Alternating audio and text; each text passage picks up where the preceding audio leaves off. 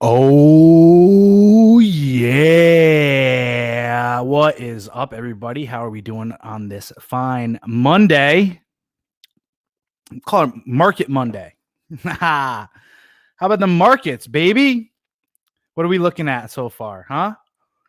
Or should I say, what markets? Oh, man. Oh, man. Shit's getting crazy. I don't really feel like getting too political here, any of that stuff, but guess what? Guess what? What's up, boy? What you want, huh? You want some butt scratches? Yeah? Oh, fuck me. Oh, Chance. Everything's a mess. I'm just kidding, right? Huh, boy? You crazy, man? Is everything crazy today?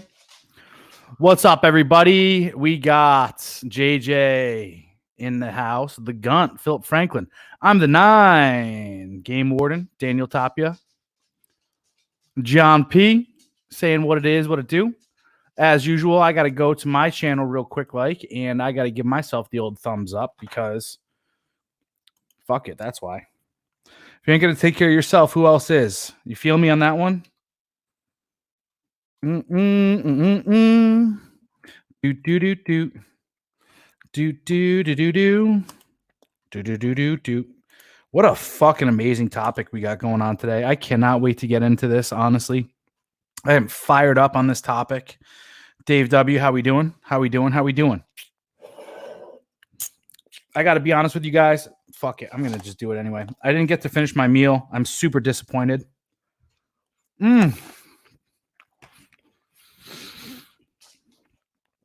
I've been running around like no one's fucking business today.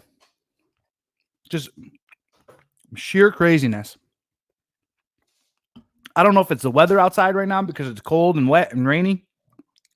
It wasn't that rainy. It was just cloudy today. But my God, people have chosen to drive like they're already fucking dead. Seriously, people are driving like 10, 15 miles an hour under the fucking speed limit, just gallivanting around. They're asking for it, man. I'm telling you. Fucking people, dude. Come on. Move with a purpose. Get to where you're going. Let's fucking step on the gas a little bit. It's okay. It's okay. Just because shit's a little fucking haywire right now doesn't mean you fuck everything up. And I think it's a sign. Honestly, I do. I think it's a sign, man. People are just like, fuck it. Shit sucks. And I'm just going to be part of the fucking demise. It's like, no, be part of the fucking solution. Do shit. Do shit. Prada Kings are back. I don't know what the fuck that is. I don't know what that is, man. I'm eating my first meal of the day in a minute. Good for you. 10 to 15 over in NorCal, like the virus is after them. That's how you should be moving. Honestly, move with a fucking purpose. I can't stand people doing fucking 65 in the fast lane. And then they get mad when I flash my lights at them. It's like, dude, you're in the fucking fast lane. Move over. This isn't the fucking hang out and chill and text or listen to fucking goddamn mariachi or whatever the fuck you're doing. Get the fuck over. People forgotten that they're a part of society. People just sit here and they think that the fucking world revolves around them because they've been catered to so much with all sorts of stupid ass fucking bullshit. Living this decadent ass lifestyle with their fucking slow moving brains now. That's what happens when you live in decadence. That's what happens when you live a life of comfort. You don't have to think. You don't have to think about fucking solutions. You don't have to think about your situation. You don't have to think about anything. You can just sludge through life and fucking people will prop you up somehow, some way. That's the same thing for these people too that are constantly living in a fucking state of victimhood. That person is offended. Oh, he flashes lights at me and fucking called me out on my shit behavior. Damn right. And that's the way fucking society should be. We need fucking people in society to start holding other people accountable for being fuckheads. Not talking about a goddamn police state, but I'm just saying like a simple, hey, get the fuck over kind of thing. Get over. Pay attention to what you're doing.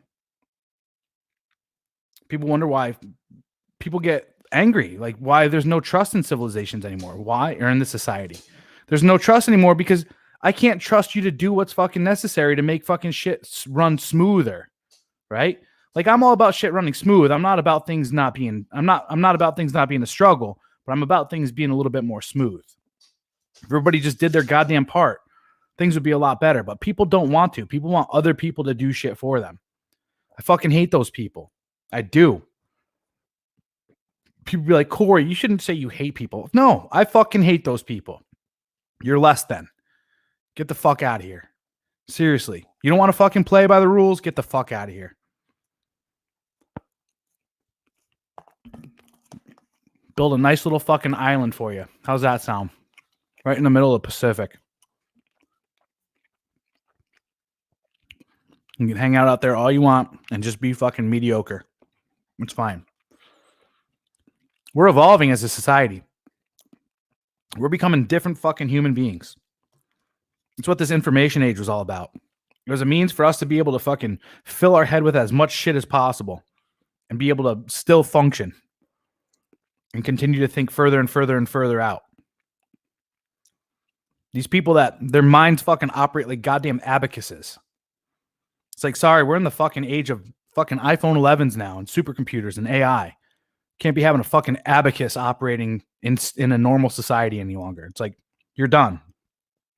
Gone. You're the fucking dodo bird. I'm sorry.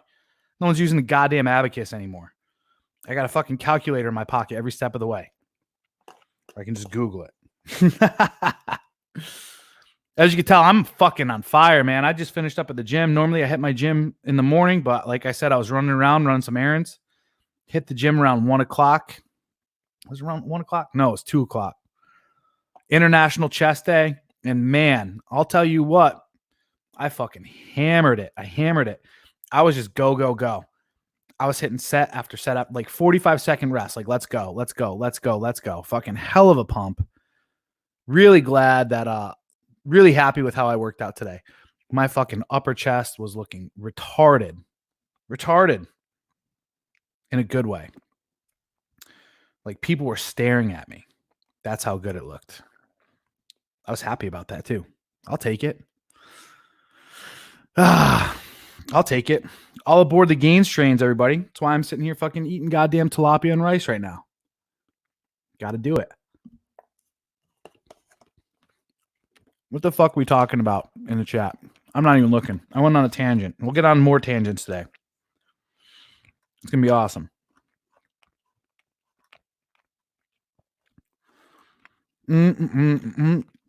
It's Corona time right now, baby. Hell yeah. The Dow tanked like 3K. Let's step up those bathmate gains. Pretty sure my bathmate should be in the fucking mail today. Where are you? Hey, you shut up. Where are you? Bath. Hey. Yeah. Ooh. Your fucking results are on the way is what it says. Your big results. Hey now. Hey now. Hey now. That's what I'm talking about. All right. Where are you? View your order. Come on. View your order. Yeah. All right. Cool. That's exactly what it's saying. Alfred? No. And why are you popping up shit right now? Get out of here. No. Miss out on this limited time. Question. Out. It should be out for delivery. Why are you not? Oh, now it's going to be for tomorrow? Don't tell me it's going to come in today and then fucking tell me, oh, what's going on? I don't know if you guys have noticed this too, but shipping has been shit. Let's go take a look at my Amazon orders. I got a couple Amazon orders. I try not to do too much on Amazon right now because it's fucking crazy. But what do we got going on? Dang.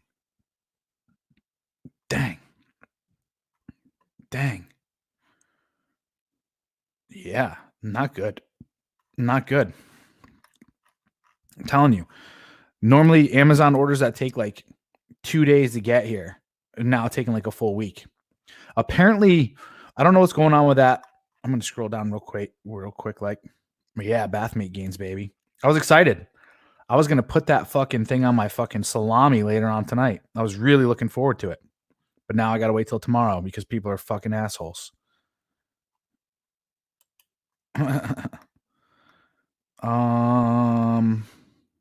Yeah, Amazon supposedly cut down their staffing like 32% or something like that. I don't know if I got my numbers right. This is just all word of mouth. I get different stuff from different sources throughout the day. No big deal, but I can feel it. I can feel it because I'm not seeing a lot of Amazon trucks driving around right now. I'm not seeing a lot of anything going on right now, honestly. Whatever.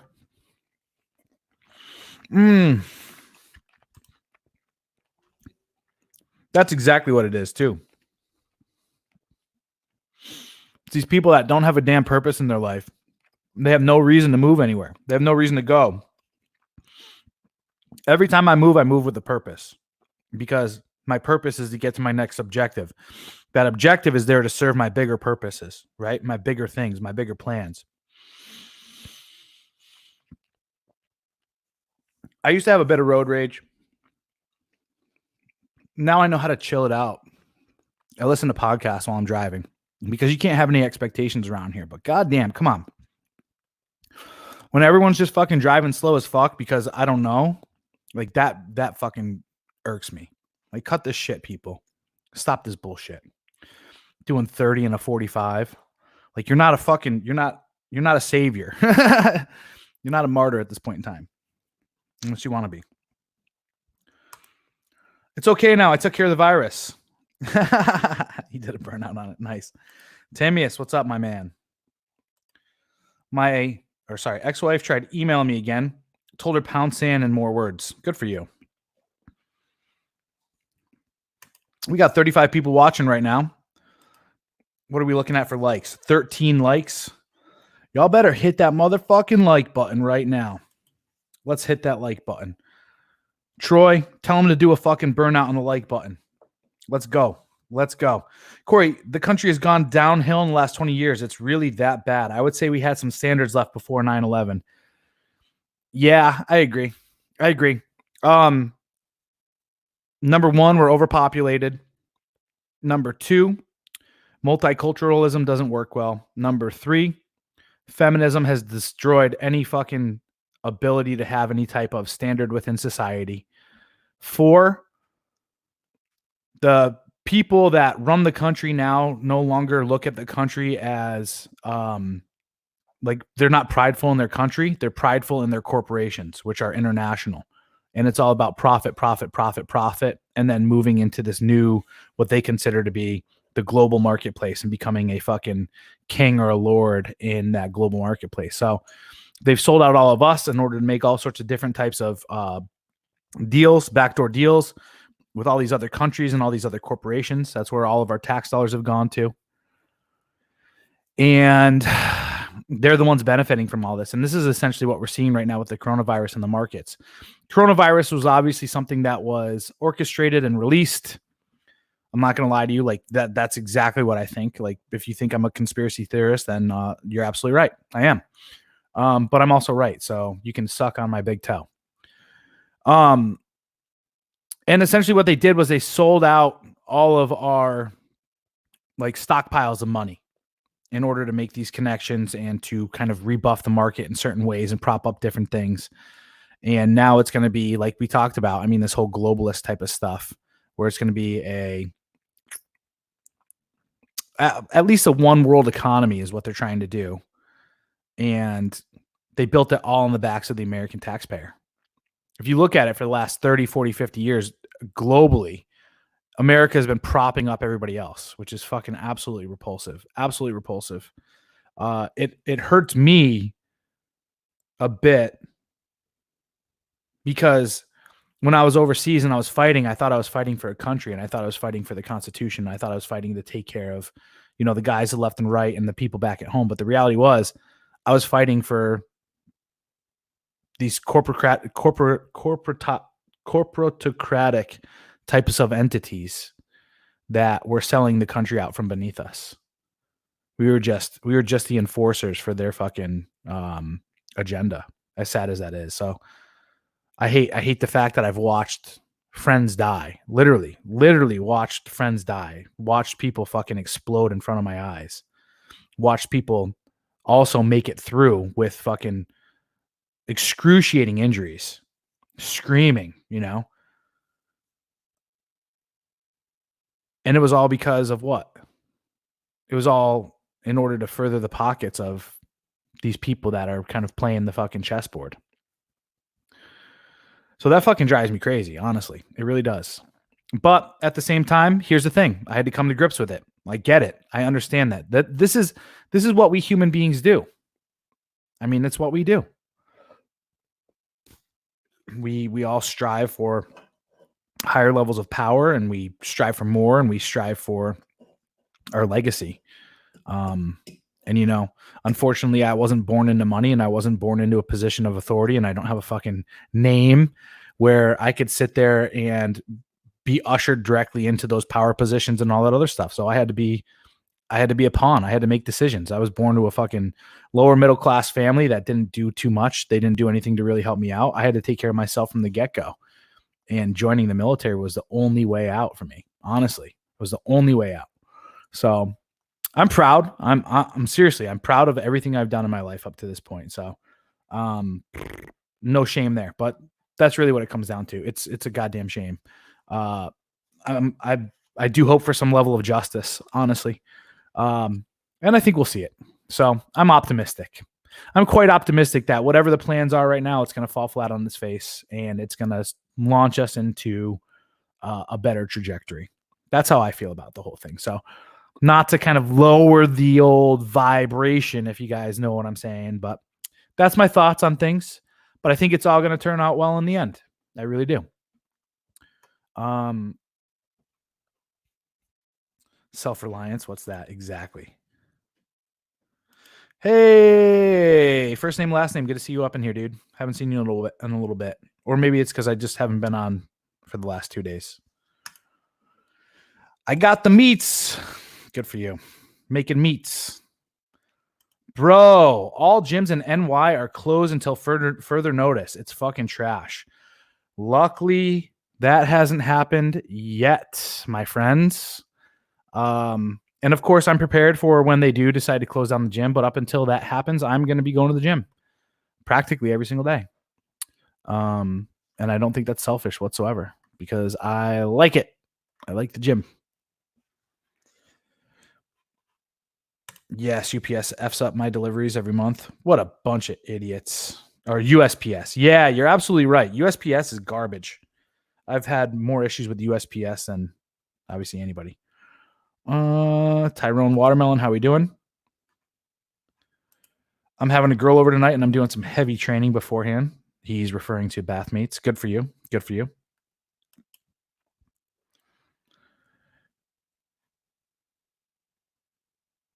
Yeah. Their purpose is to drink 7 Bud Lights after work and smoke a bowl. Exactly. It's to pretty much just disassociate from being a fucking drone. Retards.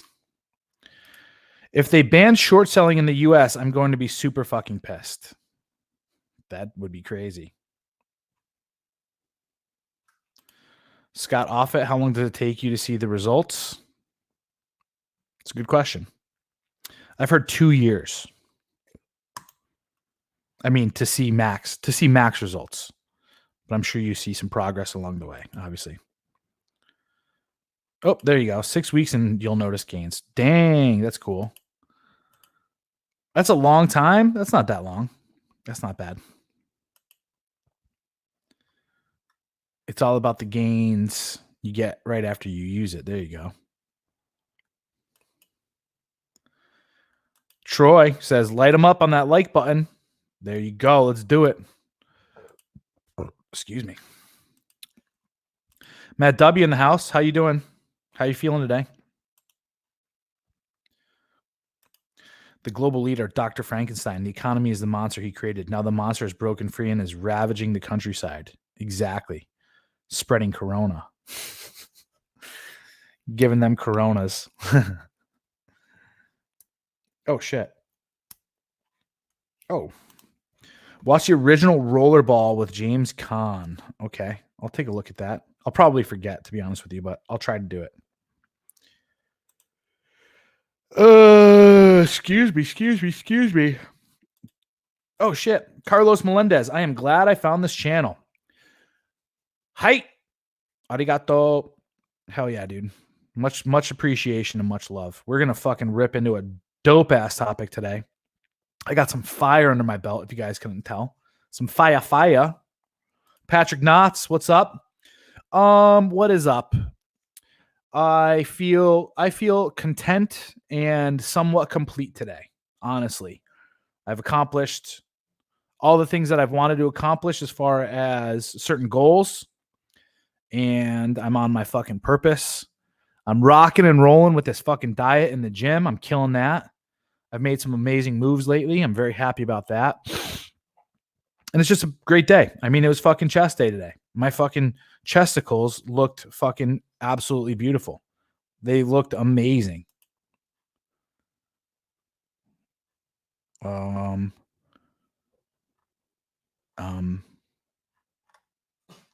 right, I'll go all the way down.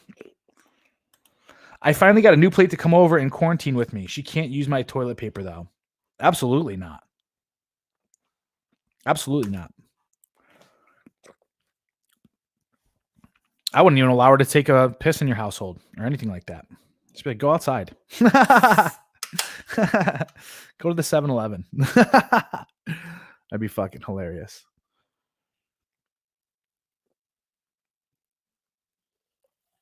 Oh. So yeah.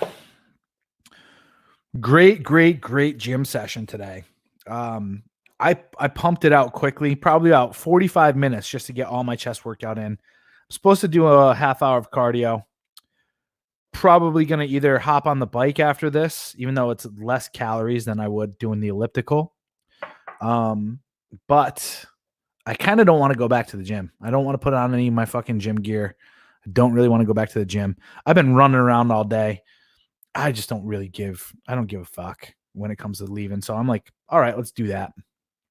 Or I might not.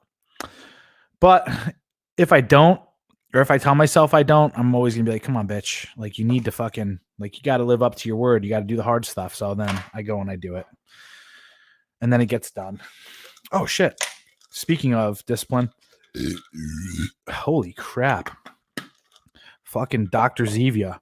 Drinking Dr. Zevia right now. Spin-off of Dr. Pepper. I don't know if it fucking tastes like Dr. I don't think it does. Maybe it does. Let's get some lipolyze up in here too. Take them fucking gain sups.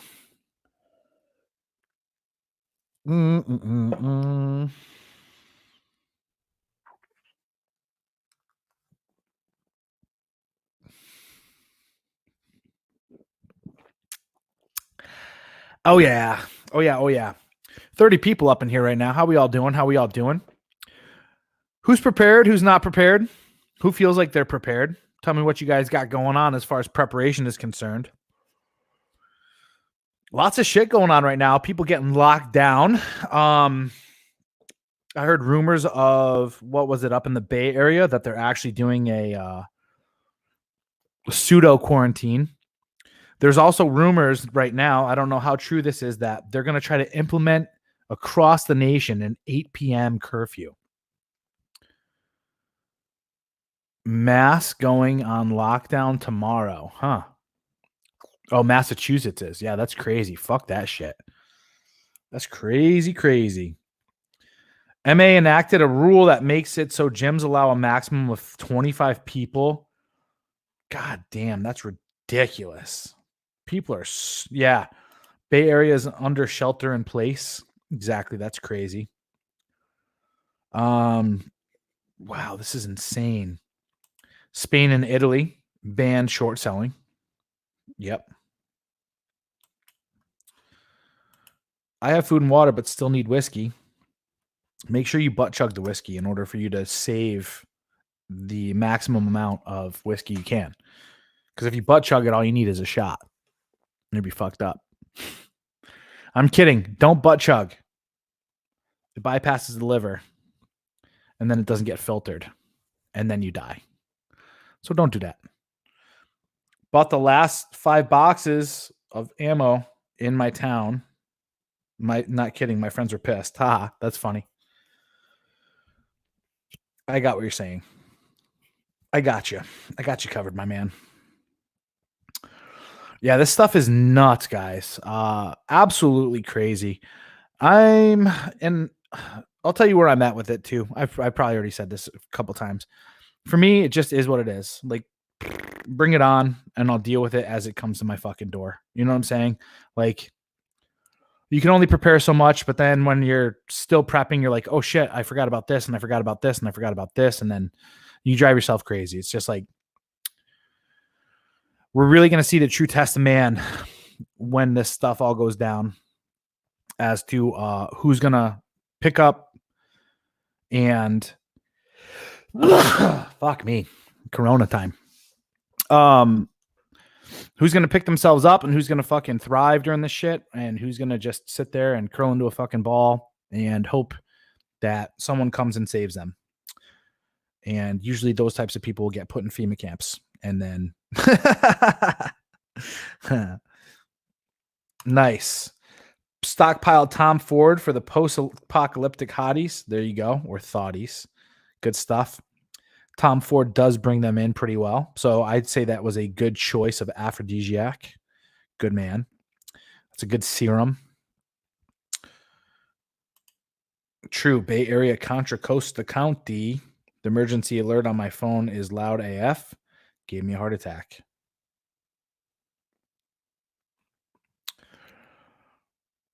Yep. And yep. No need to bless me, my friend, but I appreciate it. I'm already blessed. I am blessed by the universe, supposedly. For I am the universe and a god amongst men. And my mouse isn't fucking working right now as I click this. Which variation of Tom Ford is your favorite? Tried Noir and was a big fan. I like Noir. I like Noir Extreme. I feel like Noir Extreme has a bit more of like a chocolatey note to it.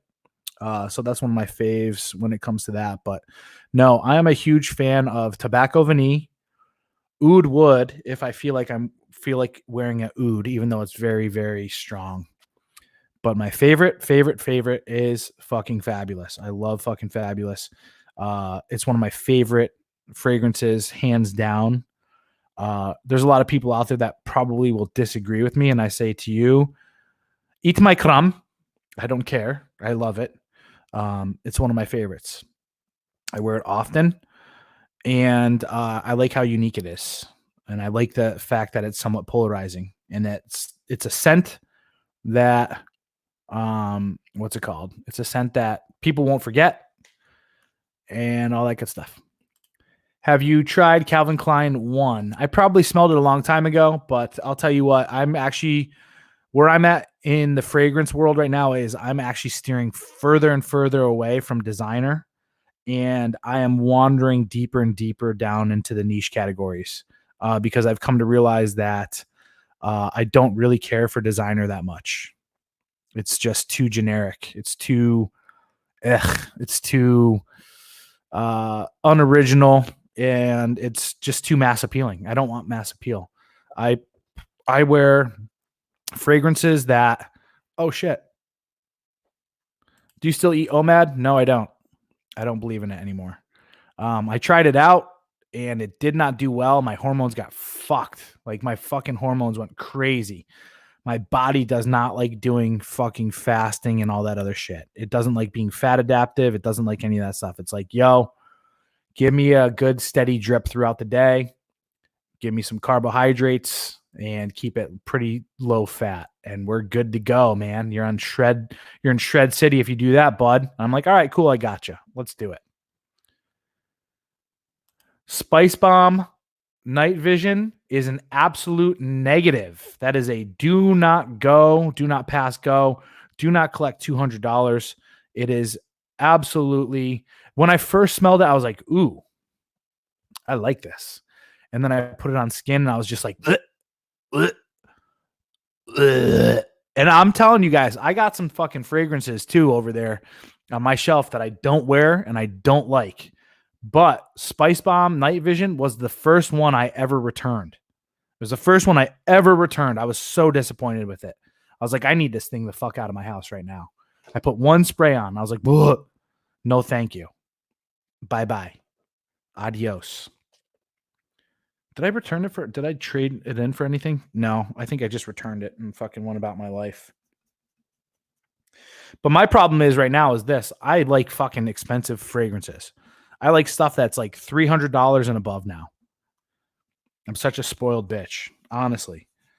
I've progressed way too fast in the fragrance community and in the fragrance world. It's like I want fucking not designer niche stuff that most people aren't wearing that smells fucking crazy. That's why I love Initio. Initio is my favorite fucking house right now. Parfums de Marly's great, even though I only like really 2 of their fucking fragrances, but I love their stuff. All the people out there that are going to sit there and be like, "Oh, Creed." Creed is like the fucking designer of niche now. Everyone's like, "Oh, Creed." It's like, shut up. It's not that good. You're a fucking follower. I hate that. Don't be a follower. Dolce and Gabbana, the one gentleman. Yeah, I went and smelled it recently, and the fucking projection is still just shit. It doesn't project at all. It's like, this is still way too soft. Why are you doing that? So that's funny. Scented Vulva at Neon Scented Vulva. Is that what his name is? I didn't see that name anywhere. Oh yeah, Nia Scented. There you go. Sex Panther. That's funny. You don't drink? No, I don't drink alcohol. I think alcohol's the devil, and it shall be avoided at all costs. No, I'm kidding. Actually, no, I do think very lowly. Is that a good way to say it?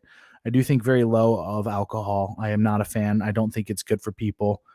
I think it's just low. It's like a low vibration type of fucking substance.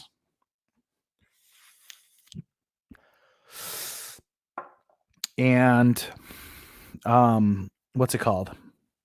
Yeah, it just makes you do bad stuff, and it makes you not deal with who you are as a person. And I just don't like it. I've seen a lot of bad shit happen with alcohol.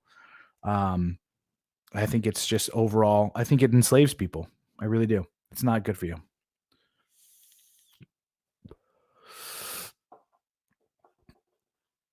Uh-oh. What did Creed just buy out? Oh, Creed just got bought out. No. Get out of here. Creed Aventus Phallus will crush you.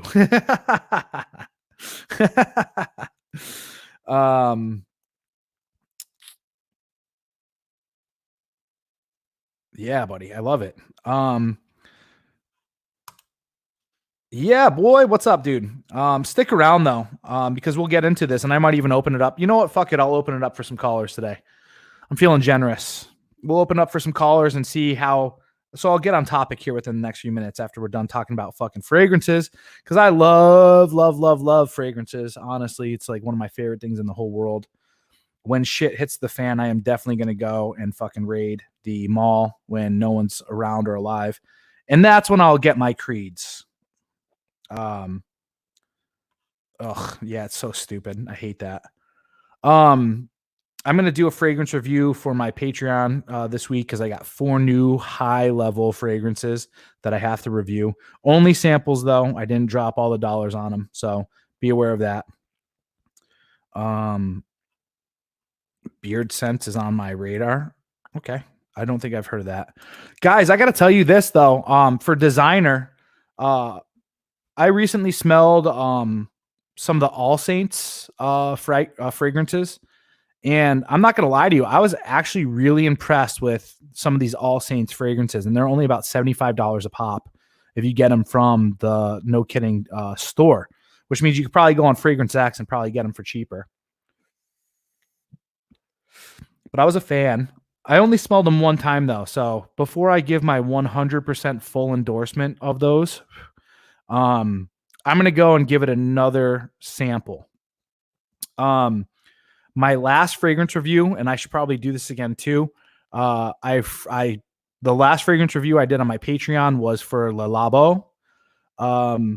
And you guys will probably, fuck it, I'll ruin it. I don't give a shit.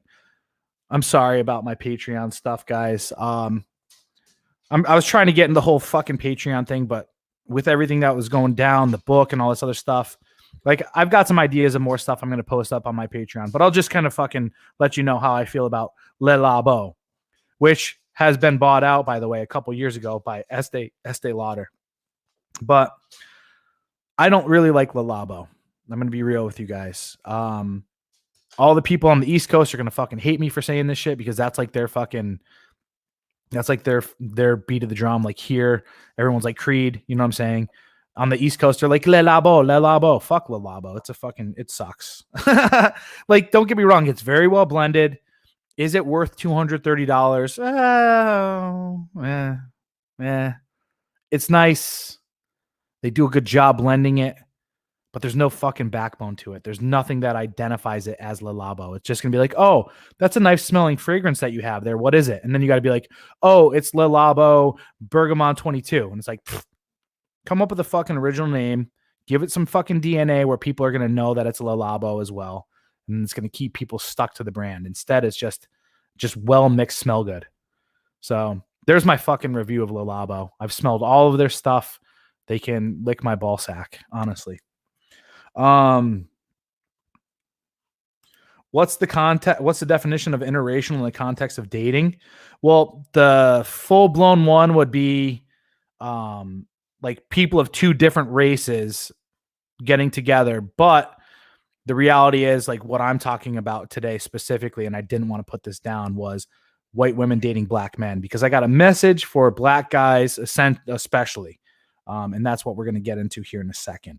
So I got a message for you guys about these fucking white thoughts.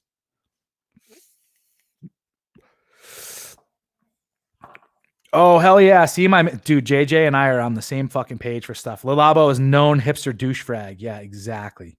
It's just fucking, whatever. It's just. Have you read The Way of the Superior Man? Yes. David Data is a blue pill motherfucker. He says some things in there that are true, and then the rest of it is him trying to fucking pretty much simp in a way. So I don't really recommend that. The only thing that I really took away from that book was that as a man, a woman is really truly attracted to you when you put your mission first. And that's pretty much the only masculine thing he said in that whole thing. Patchouli 24 was the first fragrance I got, and it was trash. Yeah, I can't stand it. It's fucking... I reviewed that one, actually, in this last one. I reviewed 5 specific fragrances, and I didn't like much of them. Santal 33 is the one that everybody's going to fucking jerk off to and be like, oh my God, Santal 33. Pfft, whatever. Actually, as a matter of fact, fuck it.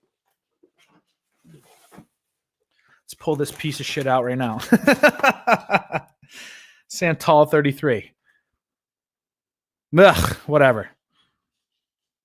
It's too flowery. It just doesn't have anything that fucking grasps me. Like, and to be real with you guys, like a lot of this stuff I feel like it's very feminine. It has very feminine notes in it. Like it is unisex, but it's not in the unisex. Like, I love wearing unisex. Love wearing unisex fragrances. I really, really do. But all of this shit is just way, way, way too fucking what's it called? Way too feminine. Another 13 is probably one of my favorites, but it's just because I remember banging some chick from fucking New York and it was good sex, and I remember her wearing this, and my mind associates it with that. It's got this like fiery undertone to it that's just like pure fucking sex. God damn, I'd bang that chick again. Just from smelling that, like I want to have sex with that chick again.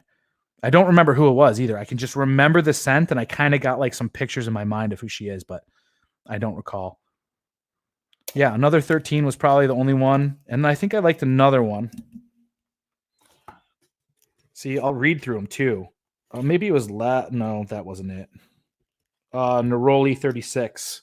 Neroli 36, I think, is the other one that I liked. Let's spray this bitch.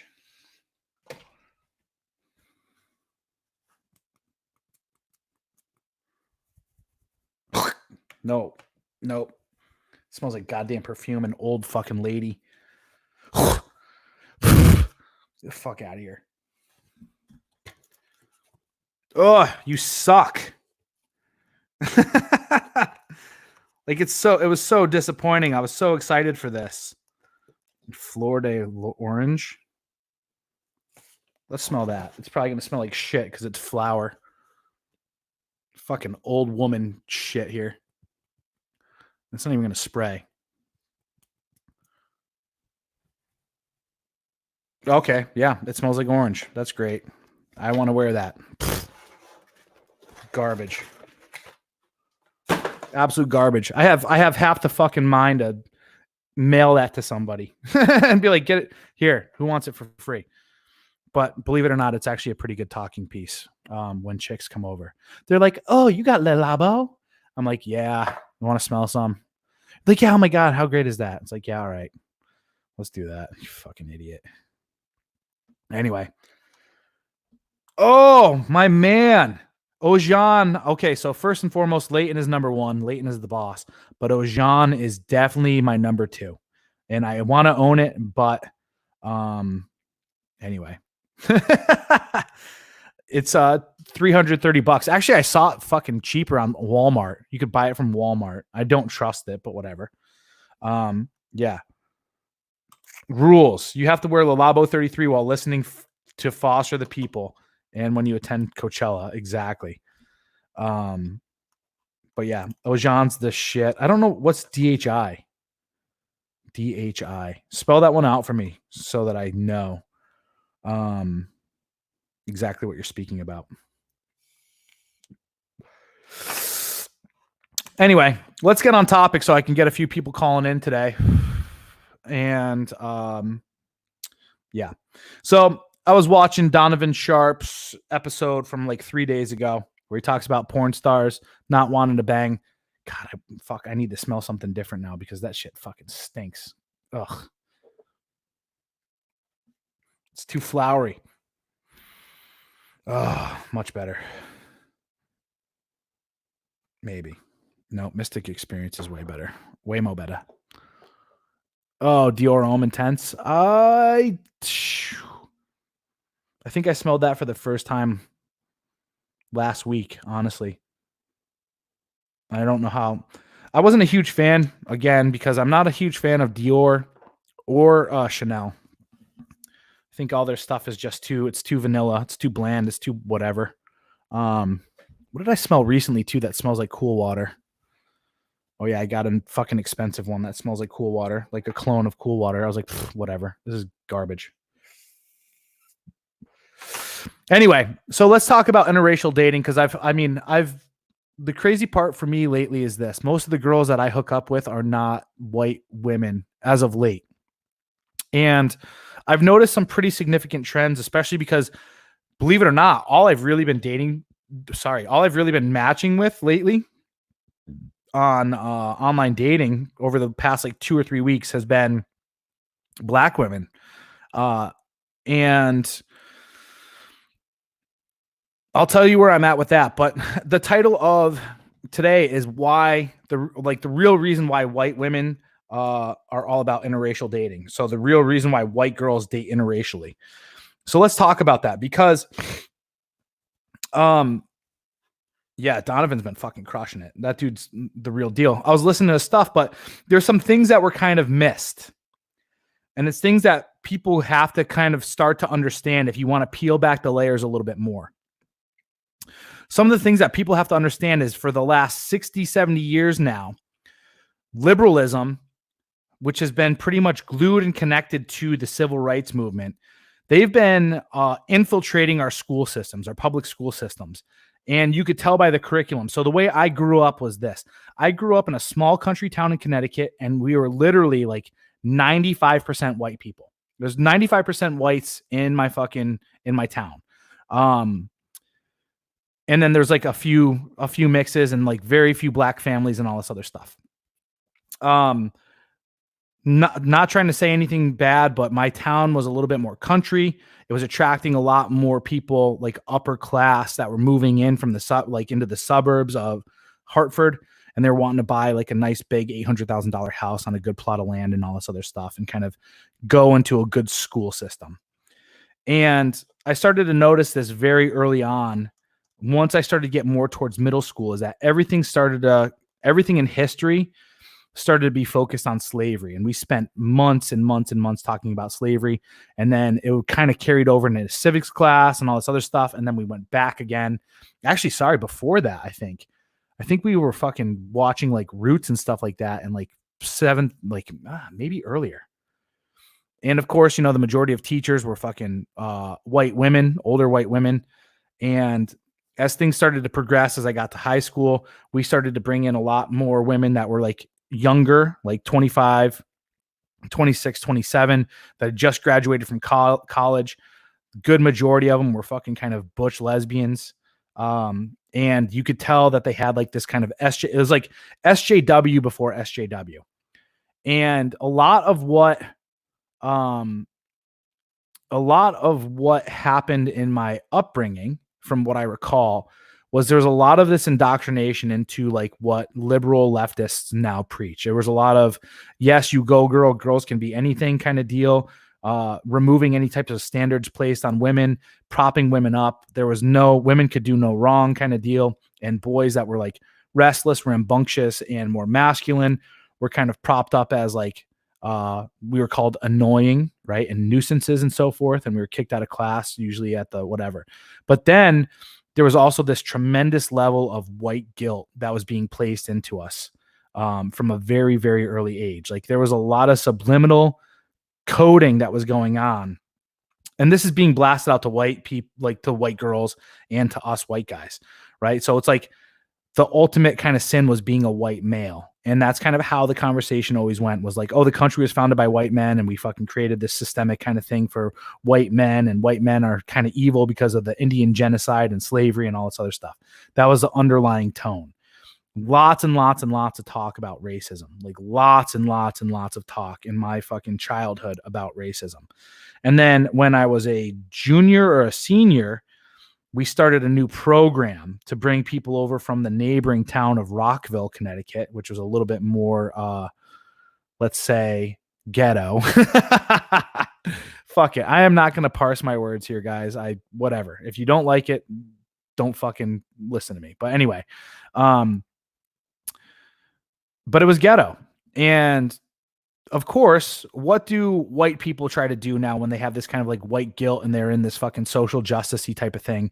The whole belief system is, oh, well, underprivileged people are underprivileged just because we haven't given them opportunity.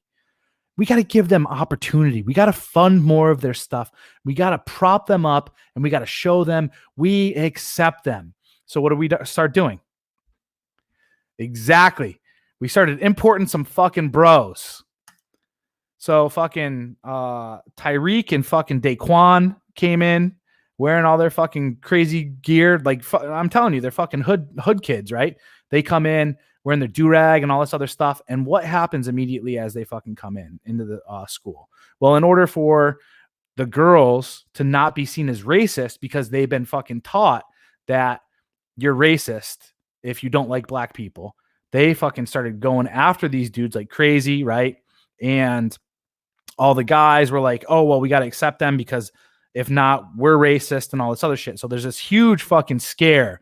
Like, it's kind of like reverse racism in a way. I hate to be so raw and real about this shit, but I got to be honest with you with what I've seen. And this is permeated throughout society. Since we've allowed the government to take over our school systems, this is the type and level of indoctrination that's gone on within our culture. So you got to understand this. And this is why I bring it up specifically with white women, because white women are the biggest purveyors of moral grandstanding and virtue signaling. Why are white women the biggest purveyors of moral grandstanding and fucking virtue signaling? Well, because white women have the highest social value and the highest sexual marketplace in the sexual market, right? They have the highest sexual value, sexual marketplace value. And they realize, well, actually, I believe, and most people would say this, white men do, and white women have been able to kind of like ride the curtails. And that has kind of been the thing that's allowed white women to be held as like the highest value, because we white men have fucking cucked ourselves so much and propped women up for shit that they don't deserve. So now everyone in society looks at white women as though they're the greatest prize. But let me tell you one thing, and this is why I'm talking about a lot of this stuff right now, is because white women, believe it or not, are the most subversive and sinister creatures on the planet. They are the biggest fucking level. They are the biggest liars. They are the ones that like they plot and they scheme and they do things. They promote themselves as one way, but the reality is they are out for themselves more than anything. And white women in today's world, because they are number one, we've propped them up to number one. They are doing everything in their power right now to make it so that no one turns on them and realizes the lie of what they really are, of being the most insidious fucking people out there. I used to date a lot of white women. And one thing that I started to realize about white women is they were really, really good at keeping and maintaining the facade of this kind of like good girl type of archetype for about 6 months.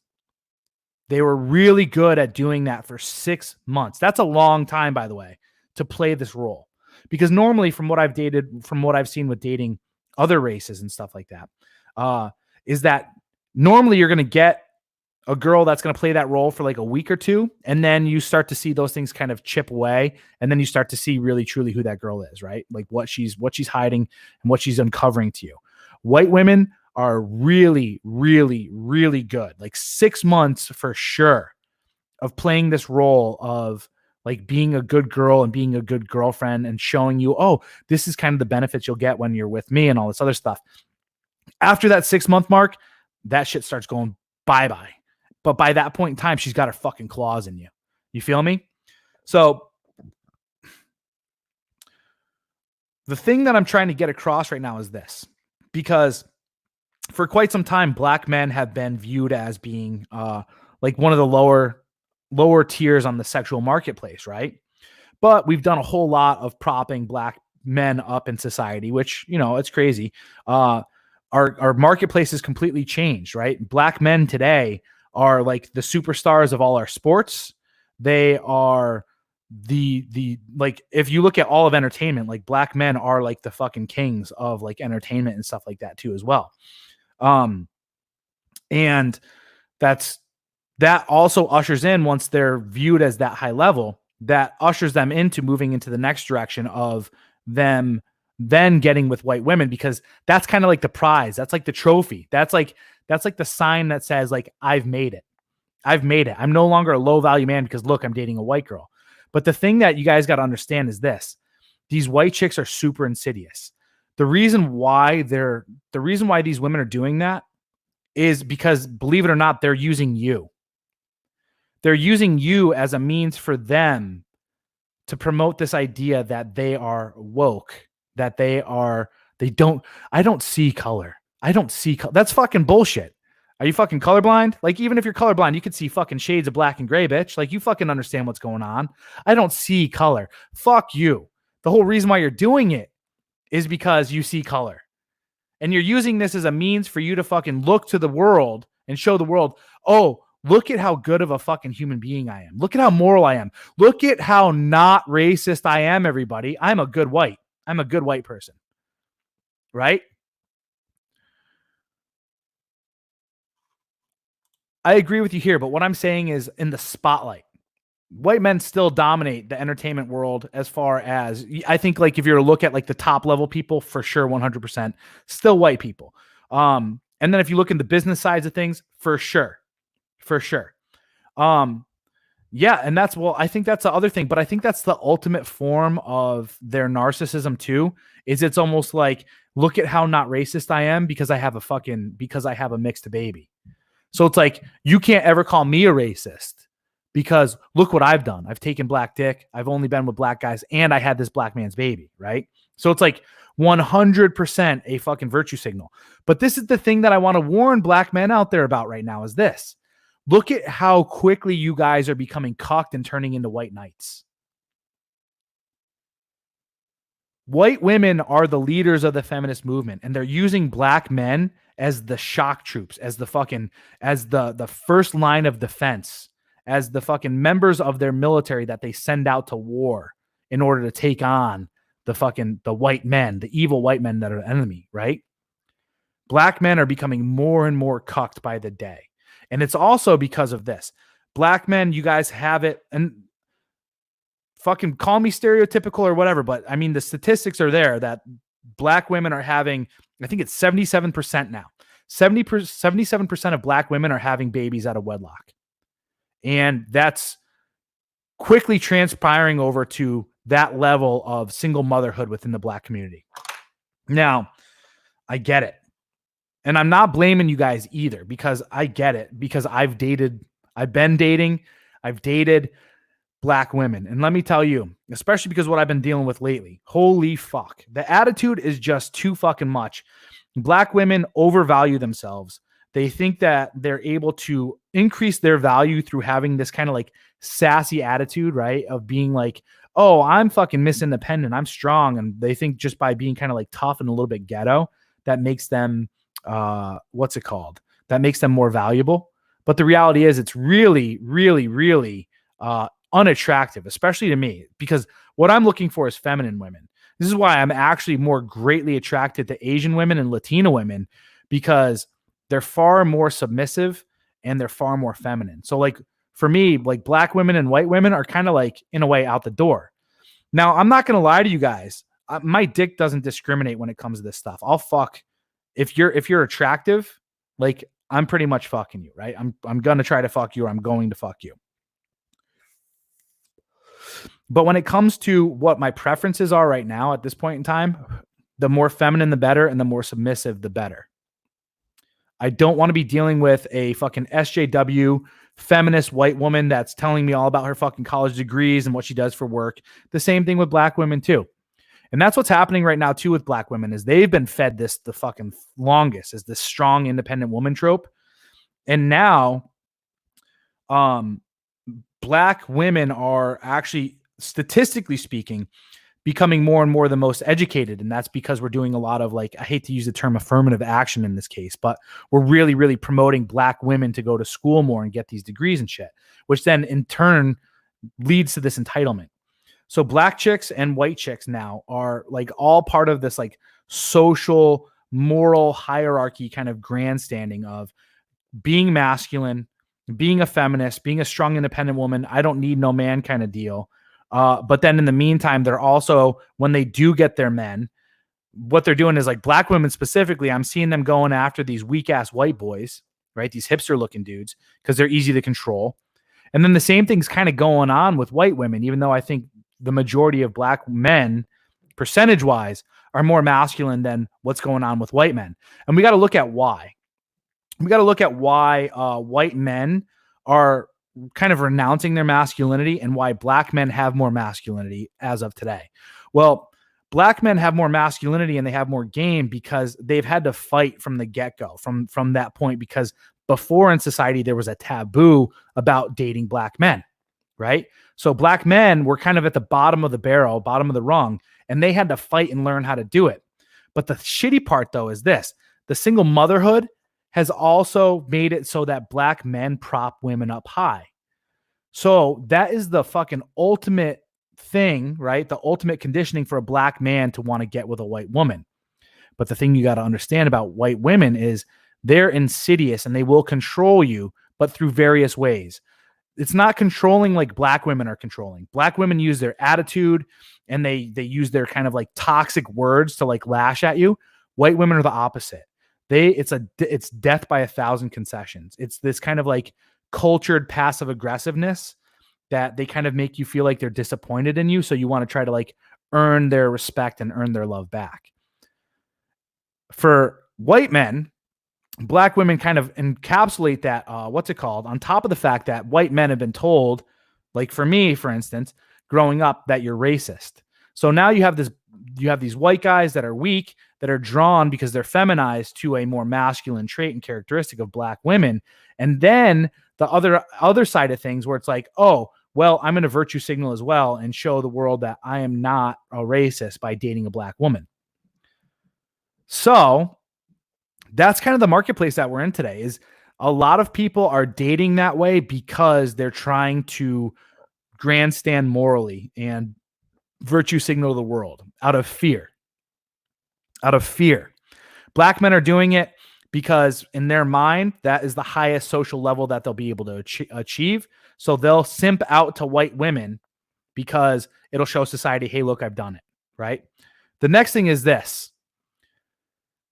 White men will get with black women in order for them to also have that kind of thing happen.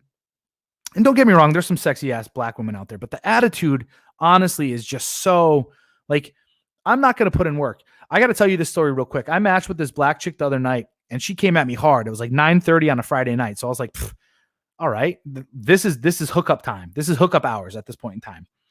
She ends up giving me her number, like within probably like 4 or 5 exchanges, like letting me know she's not doing anything right now. So I was like, all right, let's go. Let's shoot that shot. So I shoot my shot. I'm like, yo, I'm like 3 miles away from you. Fucking let's hang out kind of deal. She's like, that sounds very tempting, but I'm trying to behave. I'm like, what does that mean? I asked the question, what does that mean? She's like, she's 30 years old, by the way. She's 30 years old. She's like, oh, well, you know, I've had my fun and now what I'm trying to do is settle down and get into a relationship. And I'm just sitting here like, this bitch is going to sit here right now and tell me, oh, I've been a fucking whore for the last 10, 15 years of my life. Now I'm going to fucking try to settle down and put this restriction on you and say, oh, if you want me, you're going to have to work for it. It's like, no, bitch, you've given up the fucking milk for the last 15 years. You think I'm going to fucking pay for it top dollar now? I'm going to wait? The fuck you thinking? Right? And of course she comes back with all this fucking attitude and all this other stuff of like, yo, I'm not looking for a booty call and all this other stuff. And that's rude that you do that. I'm like, pfft. I was like, this is fucking stupid. So I fucking stopped talking to her, right? It's stupid. It's stupid. You're not high value now. You've lost your value. But fucking society will sit there and tell people, these women, oh, you're 30 now and you fucking hit your epiphany phase. Now it's time for you to settle down. And you think you could still have a goddamn attitude? That's like coming at me and you're 45 and you've had 5 kids and then being like, oh, you got to take me out and wine and dine me and rub my feet. It's like, no, I don't. You're old. You're used up. I'm not going to be able to put fucking babies in you. You should be coming over here. You should be sucking my goddamn toes and draining my balls 3 times and being like, hey, I'd like to see you again in a couple days. Would you like that? Okay. I'll bring you some goddamn croissants, even though I don't like croissants. But at least she's trying. These girls at this age now, especially black and white women specifically, because they don't have any level of fucking subservience now, because they're so goddamn entitled.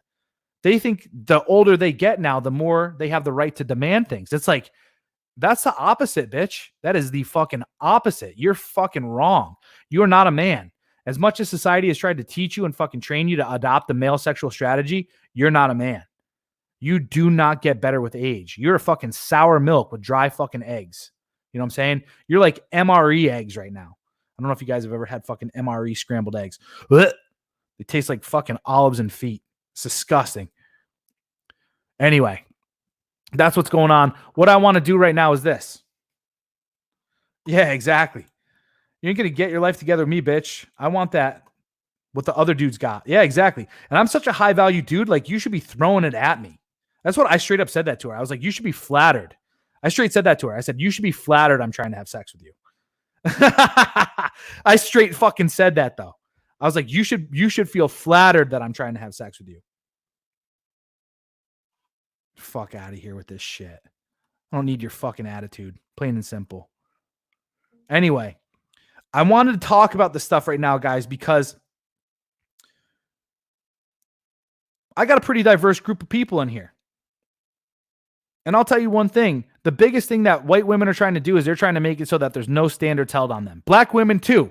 But white women are the biggest purveyors of this. They use that cute little, like, I'm sophisticated, I'm refined type of bullshit, right?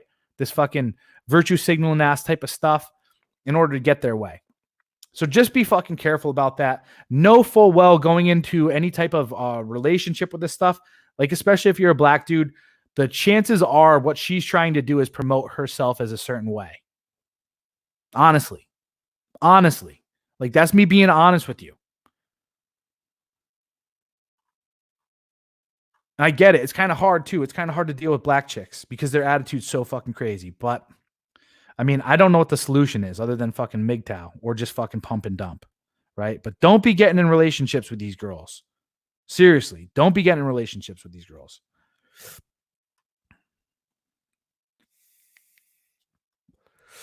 Oh, I see what you're saying. Black women want one too, but for different reasons. Yeah, they're looking for a paycheck. Like, I laugh, but it's fucking true.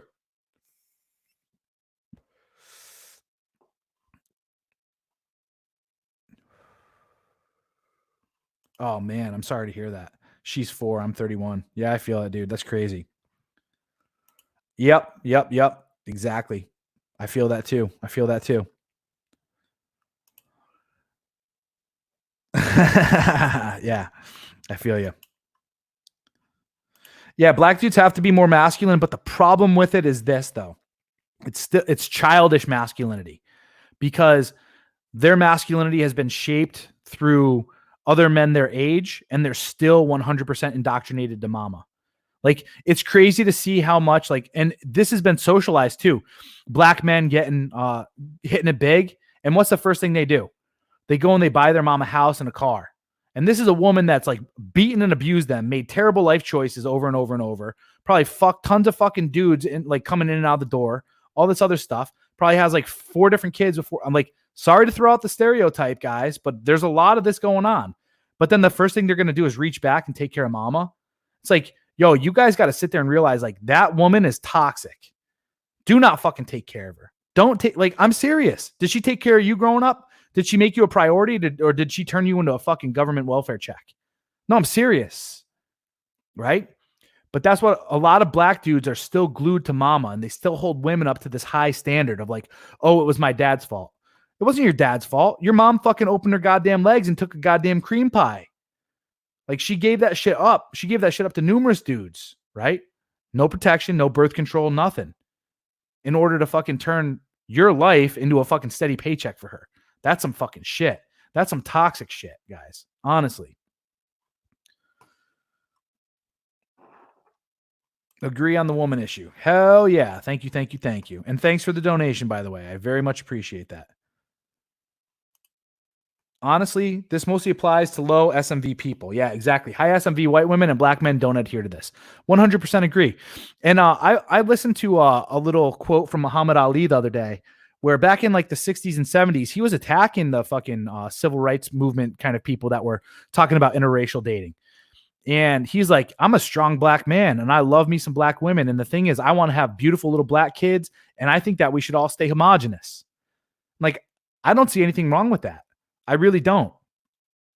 Like, honestly, if you want to fuck with your own race, absolutely 100%. If you want to fucking propagate your genes within your own race, absolutely 100% agree with you there. I don't think that's a racist thing. I think that's a biological imperative that most people have. But the problem is, and this is the funny part about SJWs, is they'll sit here and they'll blame everything on social conditioning, but they won't even sit there and try to think that maybe their outlook on life was socially conditioned into them. It was socially conditioned to them to go and bypass their fucking natural and biological drives in order for them to be able to sit there and say, you notice this too? White women are fucking tremendous with doing this. It's all about compassion and love and empathy and diversity. And diversity is our strength. And we just need to be sympathetic and empathetic towards all people because everyone's equal. And we all have equal viewpoints and we shouldn't silence anybody. It's like, shut the fuck up. That is not true. None of that is true. None of that is true. Shut the fuck up. And that's what I'm saying, is that white women specifically too will sit there and they'll lie. That's insidious. They will sit there and lie about the truth in order to promote themselves as this higher level fucking being. It's like, fuck that shit, dude. That is evil. That is evil. People will come up on here and be like, yo, this dude's a fucking racist and a bigot and a fucking sexist and a misogynist. Yo, I'm fucking telling, I'm the only one here not wearing clothes, showing it all. You know what I'm saying? Like, being real about this stuff. Like, this is the fucking truth of the matter. This is how shit really is. But everyone wants to put fucking blinders on and pretend to be something they're not. It's like, I get it. What I'm saying is scary. In a way, I don't think so. Right? I don't think so. You just got to be fucking real enough and man enough to be able to accept the truth and be like, yeah, all right, cool. That's cool. I'm not sitting here saying go and fucking ship everybody back to fucking Africa or Jamaica or the Caribbean or wherever, or ship. I'm not saying any of that stuff, guys. I'm just saying, like, this is how the fucking interracial sexual dynamics are playing out right now. And the reasons and the motivations behind why. Holy shit, we're an hour and 10 minutes into this stuff. Good stuff. Yeah, too bossy, 100%. I don't like that attitude. This bitch, I was talking to this other chick last night and she called me boy. She said boy. I stopped talking to her after that shit. Like, don't fucking call me boy, bitch. You know what I'm saying? Like, trying to lower me down. Like, you're so, like, this chick also was sitting here talking about like, oh, I don't know how much time I have. I'm like, yo, you're on a fucking dating site. I was like, how much energy are you putting into dating? Or does your work life fucking take over everything? She's like, yeah, work life kind of takes over everything. I was like, yo, that's unattractive. I straight said that. I was like, that's unattractive. I was like, I'm not going to waste my time on this shit. And she calls me boy. It's like, all right, now you're fucking done. Like, now you're done. Now you're just trying to be disrespectful because I fucking said that to you. Like, fuck you. I'm not going to talk to you. We're done here. Adventures of Electric Lamp says, ha, ha, ha. Good stuff. I haven't spoken to a black girl in a little while. Neither have any one of my friends. Attitude is just too much. And you're black, obviously, right? I think I recall you saying that earlier. I get it. I get it. Like I said, Asians and Latinas, man. Because I just don't want you to fall into the trap. This is kind of why I'm coming on here. I don't want black dudes to fall into the trap of like propping white women up as like the best, because the fact is they're just so insidious, and they really are like, they're the most solipsistic. They're doing this in order to promote an image. Anyway, that's why you only want young chicks. 100% agree. Right? White girls date what? White girls date whatever they want. But what I'm saying is they get to pick and choose between what level of hypergamy they want to choose.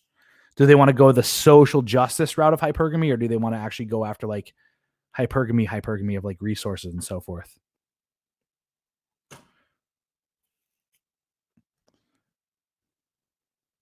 I love it. Good stuff. What's going on, my dude? How we doing? What has cucked white men is feminism. Through no fault, divorce and child and alimony, not happy with the guy because he's disposable. I'll find me some new cock while bozo pays for it. Exactly. Yeah, the state has 100%. I blame it on religion for the white man. Religion first cucked them, trying to teach them like, oh, you got to turn the other cheek and you got to forgive and you can't be this kind of character, right? So then we stop putting boundaries on women. And then the next thing we know, we let them into the fucking government and allowed them to start voting. And then the next thing you know, they undercut us. They turn government into fucking daddy, right? Into alpha, who can come and take you fucking at gunpoint and put you in a cage and make you pay for the rest of your life. And then they just go off and fuck all the bad boys. So resources and Chad and Tyrone. Exactly. You're absolutely right. Absolutely right. Absolutely right. Yeah, I agree with you here. Segregation isn't a bad thing. Forced segregation is a bad thing. I feel you on that one. Good man. Letting go of my toxic mother did wonders to my mental health. Now, all I would tell you to do is do some meditations on your inner child. I tell this to all my guys. Do some inner child meditations, man, in order to kind of like heal the wounded inner child from your upbringing. Bro, you're going to be on a whole new level if you fucking implement that stuff. I promise you. I promise you. We got 51 people up in the chat right now with only 33 likes. Let's make sure we're hitting that like button if you guys are fucking enjoying this conversation. Oh, man. Pharmacy is starting to get packed a little more than usual. Yeah, people are getting crazy. Shit. We probably have to look at third world countries for decent women. I agree. I am a fan of doing this. I got my ideas of what I want to do, but I'm not going to ruin it. My big bro married a white woman. She's nice and takes care of him because she's like a 6. Exactly. I mean, he played the cards kind of well. She realized certain things, and she puts in a lot of effort to kind of keep him around, I'm sure. And hopefully he's cheating on her too. That would be good to make sure she stays in her place. Man, after growing up on Disney and church, it's very disappointing to realize this about all women, or all about women. My mom included, married a piece of shit for money that left her. Exactly. It's crazy to see, especially once you get in the red pill. It's crazy to see the motivations of your mom and reflect on that stuff. It really, really is. I hear good things about Thailand and Filipinas. Filipinas, dude, are crazy. They're crazy. They're filled with that hot Spanish blood. I'm not going to lie to you. And they're very, very sexual. So it's going to be very difficult to keep her faithful, honestly. But as far as the femininity is concerned, holy shit, right? They'll treat you like a fucking king, but then they'll also try to cut you. So just be very, very, very careful. Very careful. Actually, you know what? Fuck it. Let's do it. All right. Let's open up the phone lines. And by phone lines, I mean we're going to do Zoom. And that is the wrong one that I'm looking at right now. Where are you? Did I close that out? Nope. It's right here.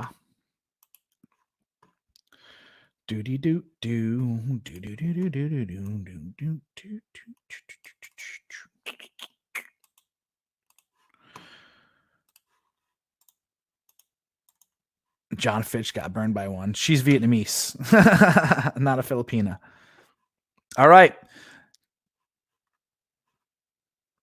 Zoom link is in the chat, and Zoom is open for those of you guys that want to call in and tell me a little bit about your perspectives, your stories that you have with interracial dating, what your opinions are on everything that I've said so far about the virtue signaling aspect. And let's even go out there and let's talk about how we've all been raised with a bit of guilt and shame in relation to race from our upbringing and our indoctrination into or from our school systems, if you don't mind.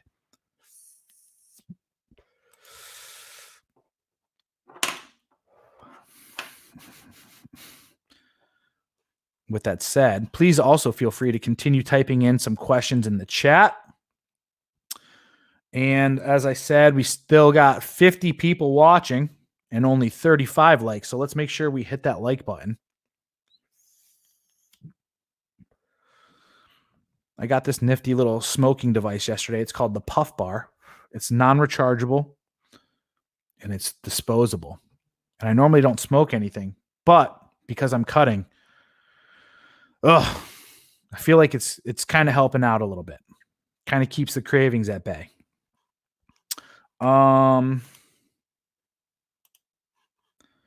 Nobody has called in yet. I hate when that happens. So I'll just keep rambling. I'm going to give it, let's see. All right. It's 5:51 right now. I'm going to give it, let's say 4.5 minutes, because then I'll be able to see exactly what that is. 1 hour and 23 minutes on the air.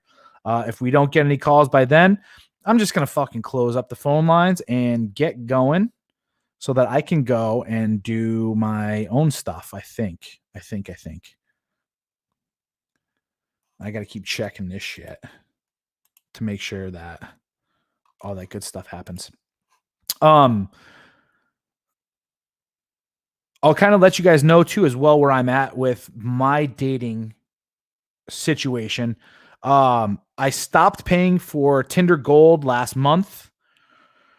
About the time that I started to get on this cut. I'm doing a bodybuilding cut. It's not a number. It's just a Zoom link, JJ. If you look up 2 comments above your question, you'll see the Zoom link. I'll post it in there again. You just merely click that link and we'll have a little chat and conversation via the interwebs. Cool beans. I'm going to turn this up just in case so I can maybe hear the boom, boom, boom. Yep. Can I hear an echo? Just a little bit. We're good there. At least I'll hear someone call in. I'm waiting on my connection. No worries. So what's gone on with me as of late, guys, is this. I have a higher level priority right now as far as what I'm trying to accomplish in my life. And I decided to put dating on the back burner, honestly. So I know on my Patreon stuff too, I'm going to talk about a few different things because I've had a few different questions that have come up. And I do need to tell a couple of the stories, my most recent stories that have gone on with like the two past girls that I hooked up with. Nothing exciting. I'm not going to lie to you guys. I'm not going to try to puff it up and be like, oh yeah. Fucking, it was boring. It's whatever. But it's all been text to sex. The last 2 or 3, two-ish months, maybe a little bit more. All I've been doing is text to sex because I was just so busy with marketing the book and finishing up the book that I could not go out on dates. I couldn't sit there for an hour and a half talking to girls and doing whatever. So, but I also decided just recently, like, yo, let's chill the fuck out on dating. Like if it happens, it happens, but I'm not really trying to pursue it too much, honestly. So that's where I'm at with all that.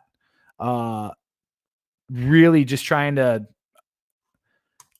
I kind of go through these like pseudo monkish types of periods, in order to kind of restrict different things in my life, and reprioritize. Like if I feel like I'm chasing, then I'll back off. And that's kind of where I'm at right now. I also cut off quite a bit of my plates. And I'm not going to lie to you guys too. This coronavirus stuff, dude, like it's really, really, really putting a damper on it. So I'm just like, you know what? This is a perfect timing to just kind of like go back internal, take care of the shit that I got to fucking take care of, and have it be that way. Honestly, the best relationship you're ever going to have, guys, is the relationship with yourself. That's the number one priority in your life. You should be maintaining that at some level, which essentially means at points in time during your life, you might have to pull like a little like solitude and make sure you're fucking working towards the goals that you want to accomplish.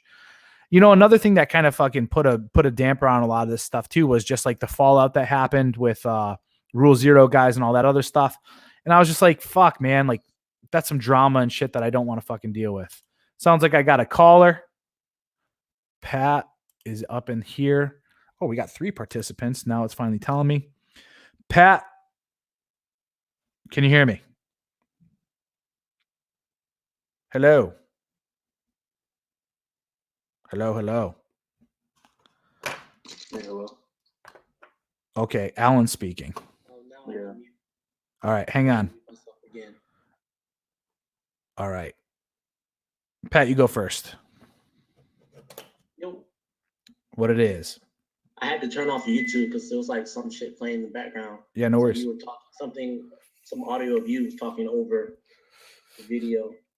Yeah, it's probably because you can hear me on Zoom and you could hear me on fucking what's it called too? YouTube. So you got to turn off the YouTube for a little bit and just have a conversation with me. Yeah. Go ahead. What's up? What you got? Yes. Yes, indeed. Great topic, great talk, great comments from the people. I want to talk about the guilt framing, I guess, in school. Because when I was in school, they always showed us, like, particularly in February, they always showed us the same shit. Harriet Tubman, Martin Luther King, and slavery. It wasn't anything particularly gruesome because I went to like in my elementary years, I went to like higher grade schools. Yeah. I was in the Navy. And then like as I guess I got to the older years, it was like more hood kids, more bad quote unquote bad kids, not like squares, Yeah. And some crazy shit. When I was in 5th grade, I'll never forget this. We were talking about slavery unit, and this kid looked at me. He's like, "I'm gonna buy you." And then I was a square, lame. I didn't know like to fight or anything like that. I was just like, okay, cool. And then as I got older, I realized I was like, damn, they keep showing us the same shit over and over and over and over and over. Over and over, dude. How crazy is that, dude? Like they're literally programming you. They literally want me to think that I was like a fucking, my great grandparents were slaves on the plantation from Africa, and they were beat into submission and forced to, railroads or whatever. Yeah. And I actually did my family history and found out that all the way back to my to the 1850s, my dad's side, that my grandparents were like all free people. So. Do you want to know how? So over the 200 plus years that we had slavery, you know how many total slaves that we had in the country? I like 100,000. It was 300,000 was the actual total of what we've been able to figure out. Do you know how many people died in the Civil War that was supposedly fought in order to free the slaves? A little bit more than that, right? It was about 600,000, and I think the large majority of them were white people that were fighting for this stuff.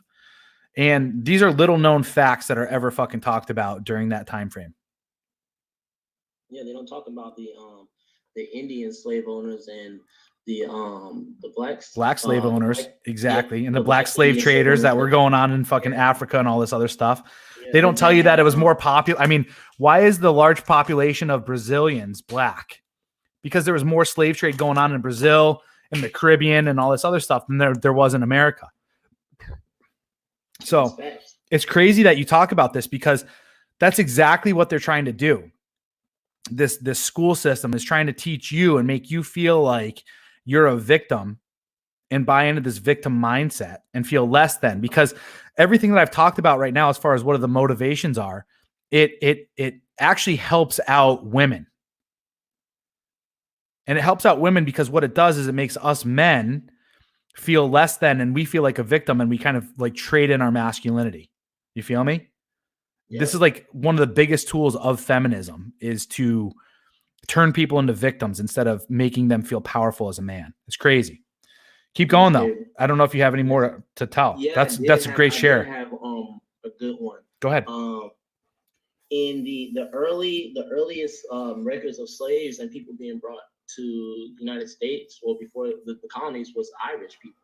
Yep. They called it indentured servants. They told us, particularly people that look like me in school, oh, these Irish people, they came as indentured servants and they had to work and they could buy their freedom. Everybody could buy their freedom, but the people that from Ireland and Scotland, they were getting their ass whooped and raped, and just there's horror stories of fucking white slaves in New England. Absolutely. Yeah. So sounds worse than what they try to portray in the movies for Roots. You want to know what's crazy too, dude, is they always say this, and I'm going to drop the N-bomb here just to fucking preface this for people, but they always try to say, and they paint the picture that the word nigger was only used towards black people as slaves. But I'll have you know this. Irish are the niggers of Dublin. Yeah. Well, I'm Italian. I'm a third generation Italian. My grandparents came over here in 1921. And what do you think the first thing they were called was when they got off the boat in New York? Go back to Italy, you niggers, you dago wops. You know what I'm saying? Like the word nigger means an ignorant person. It was just used as a pejorative to make people understand that they were lower class, that they're ignorant of the values of America and all this other stuff, right? Or stingy or something like that. Yeah, exactly. It was a means to like make people feel less than, so that they would go away. You know what I'm saying? But our indoctrination again into all this stuff has it's racialized it towards one certain thing in order to create this divide.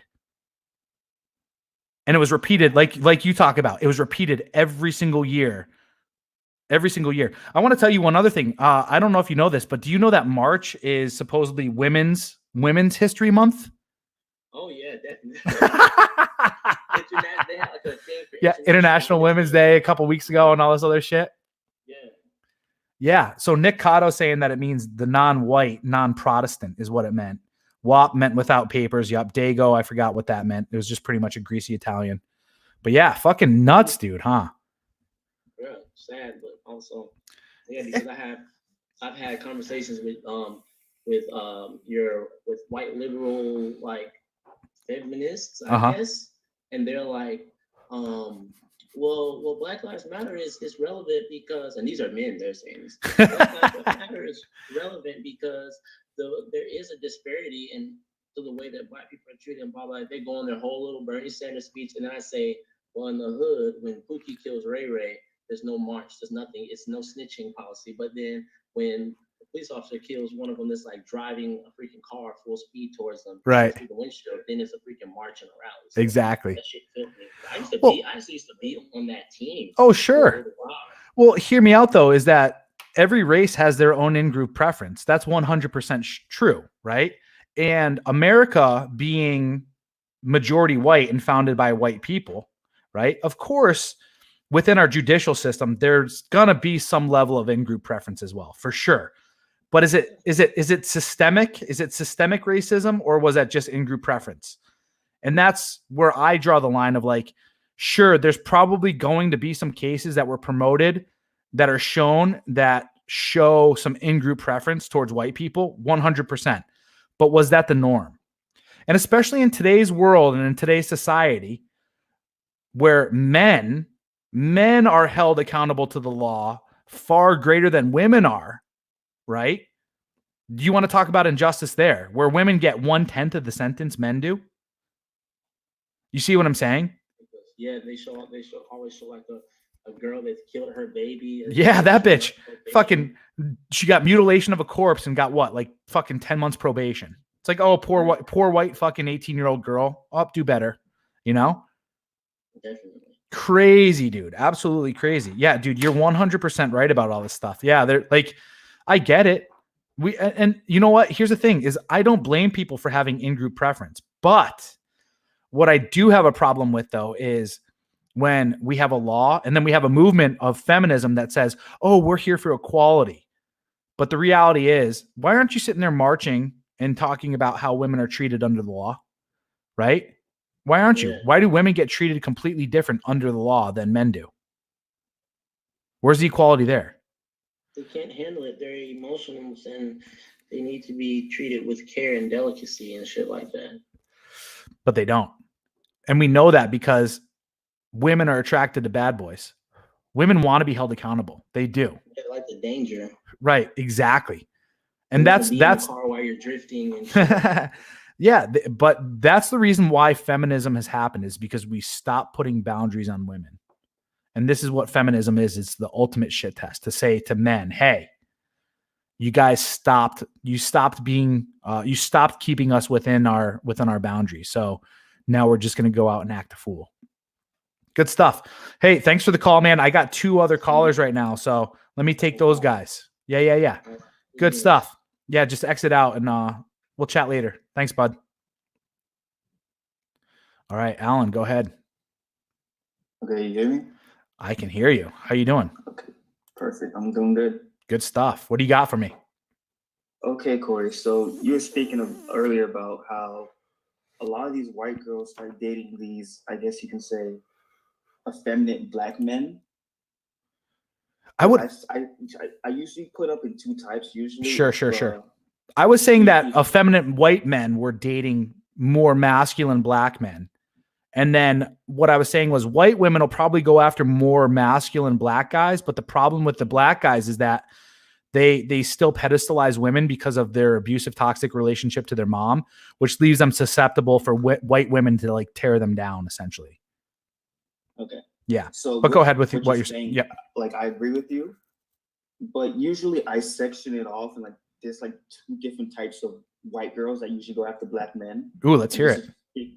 So just speaking from my experience. Perfect. So usually you have these, I guess Donovan calls them mud sharks. Usually you'll know when you see them. They're usually for sure. The white girl that she might have dreads, she might have braids. She wears hoop earrings. She wears hoops. Yeah. She's at the club. She listens to rap music. Yeah, but she's only dating strictly black guys.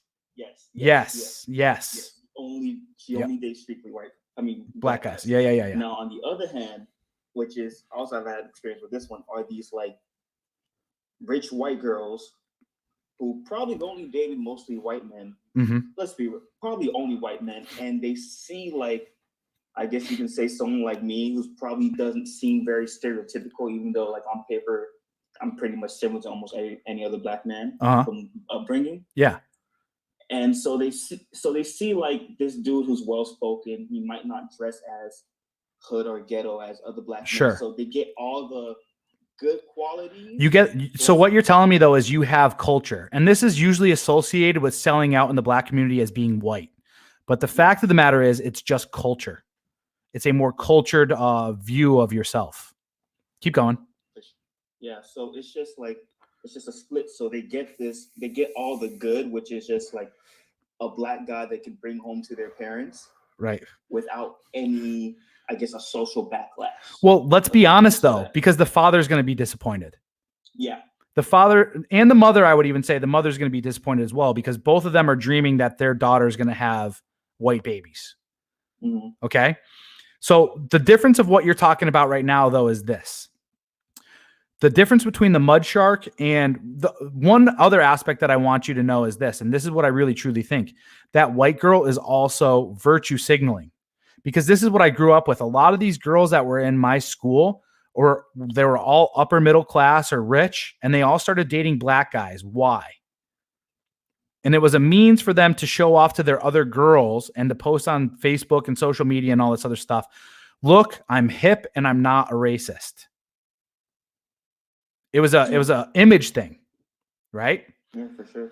So the difference between the mud shark and those types of girls is there's two different things. One, the mud shark, quote unquote, is a woman who has already put herself in a position to understand her SMV, and that her SMV is probably pretty low, and that she's never really going to truly attain a high value white man. So she's opted out of the sexual marketplace, so to speak, and has said, I'm going to strictly date black guys so that I don't feel less than, because now my sexual marketplace in the black community is going to be higher than if I tried to compete in the white community. That's the mud shark. Strictly black guys, right? The other girl of what we're talking about is the daddy issues girl. It was a girl that was raised by a father who gave her everything and held no boundaries over her and didn't restrict her sexuality or her value. And now what she's trying to do is she's trying to get some kind of response out of that man, out of her father. But her father has already proven to not be masculine enough to establish those boundaries with her. So she's going to try to push all these boundaries in order to disrespect him, hoping that he'll finally come in and be like, no, bitch, you're not doing that. How do you feel about that? Yeah. Isn't it? Yeah, that is the social sexual dynamic of what you're talking about right now. Now, let me ask you a question. Do you like dating within your own race? To be honest with you? Yeah, be honest. 100%. Not really, no. Tell me why. Commonly, it's a lot of it. It's just the attitude, but not only that. It's just like, for me, like I'm in Miami, right? Yeah. So for me, most of my options is, a lot of it is Latinas, and then they're so sexy down there too. They're so sexy there. Oh my God. And then the other end is just white girls, and then I guess all the Caribbean girls and black girls really come in last. To be real with you. And if I do talk to a black girl, it's usually not the typical, she's probably going to be a bit more cultured, like what you're talking about. Yeah. Like no ghetto, none of this shit, none of that nasty attitude, maybe a little bit more effeminate. Let me ask you a question though. All right. So biologically speaking, if you came across, like, let's say like a Kerry Washington, which I think she's probably one of the sexiest black girls out there. Do you know who I'm talking about? Sounds familiar. All right. Have you ever seen the movie or the show Scandal? No, I've watched it briefly, but does she have short black hair or something? Like Kerry Washington, I think is her name. I think. Let me just make sure I'm saying the right. Oh God, she's a fucking total babe. Absolutely. Because she's kind of like what you're talking about. Like nice teeth, nice frame. Oh yeah, she's a fucking total babe. Now, if that woman were a bit younger and she were feminine and didn't put up this kind of black, nasty attitude, would you be more inclined to date her and procreate with her and have babies with her? Over any other race? Yes. That's a hard one. It is a hard one, right? I would say no. Okay. To be real with you, just because of my preference. Yeah. Naturally, my preference. Mm-hmm. And even as, like, for me, just being in this area, and even when I was like in preschool, I would chase around a bunch of Latina girls and white girls. Yeah. But simply just for my preference, probably not. I would pick that over it. But that's just me. I know a lot of other black men are be different. I think I'm kind of in the same boat too, because I've been so spoiled and I've tried so many different, right? I've been with so many different women and been all around. I just don't know, but I gotta be real with you. In thinking about having children, especially with like a main girl, I'm pretty sure like I'm at the point right now that I'd want my kids to look like me, that I'd want my kids to be white. And that's me being honest. How old are you, by the way?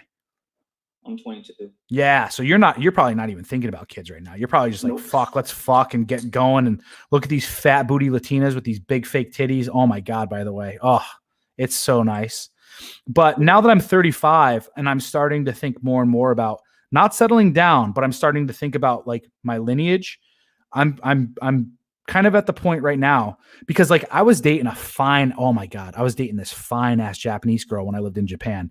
And she's like, marry me and take me back to America. Right. And well, first and foremost, she was a stripper. So there was no way, shape, or form that I was marrying her. And she was so hot and the sex was so good. But there's a part of me like deep, and I'm being the most real with you guys right now. I'm being 100% honest. I didn't want a half Asian kid. Like, honestly, genetically speaking, I was like, I didn't want that. Especially, so for me, what's going to happen though is this, and this is the way I want things to play out, is I believe in polygyny, right? I want to have numerous wives and I want to have kids with numerous women, but I want my first wife, we'll say, quote unquote, to be, I'm hoping for like a sexy European with like Caucasian lineage. And I want my kids to be that way. And then after that, like whoever's just hot and sexy, it doesn't matter what race you are, any of that stuff. But I want my firstborn to be a white. You know what I'm saying? And like, I'm telling you guys, like I'm being real with you right now. So, you and I, like, hopefully 10 years from now, I'd love to fucking like have another conversation with you when you're 32 and like these are things that are like going through your mind to see like biologically speaking, like what your imperative would be in order for you to like what you'd want for your kids, like what type of genetics you'd want your kids to have. It would be crazy to have this conversation. But dude, fucking awesome call. Thank you very much. You have anything, any final words? Nah, man, that's all. So you can keep going. Good stuff. Dude, thanks for calling in. I appreciate it. Yeah, no doubt. Great call. All right. Have a good one. See you, dude.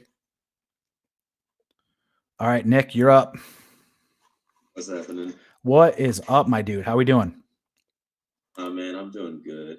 Just curious. I think you were talking about this yesterday on the webinar. What do you imagine doing, taking control of this situation to your advantage when it comes to women, especially if shit hits the fan further? Ooh, man. Hang on. Elaborate on that real quick. Like, what exactly are you asking me? I believe you're referring to it in some sense like a harem style. Oh, yeah. One point.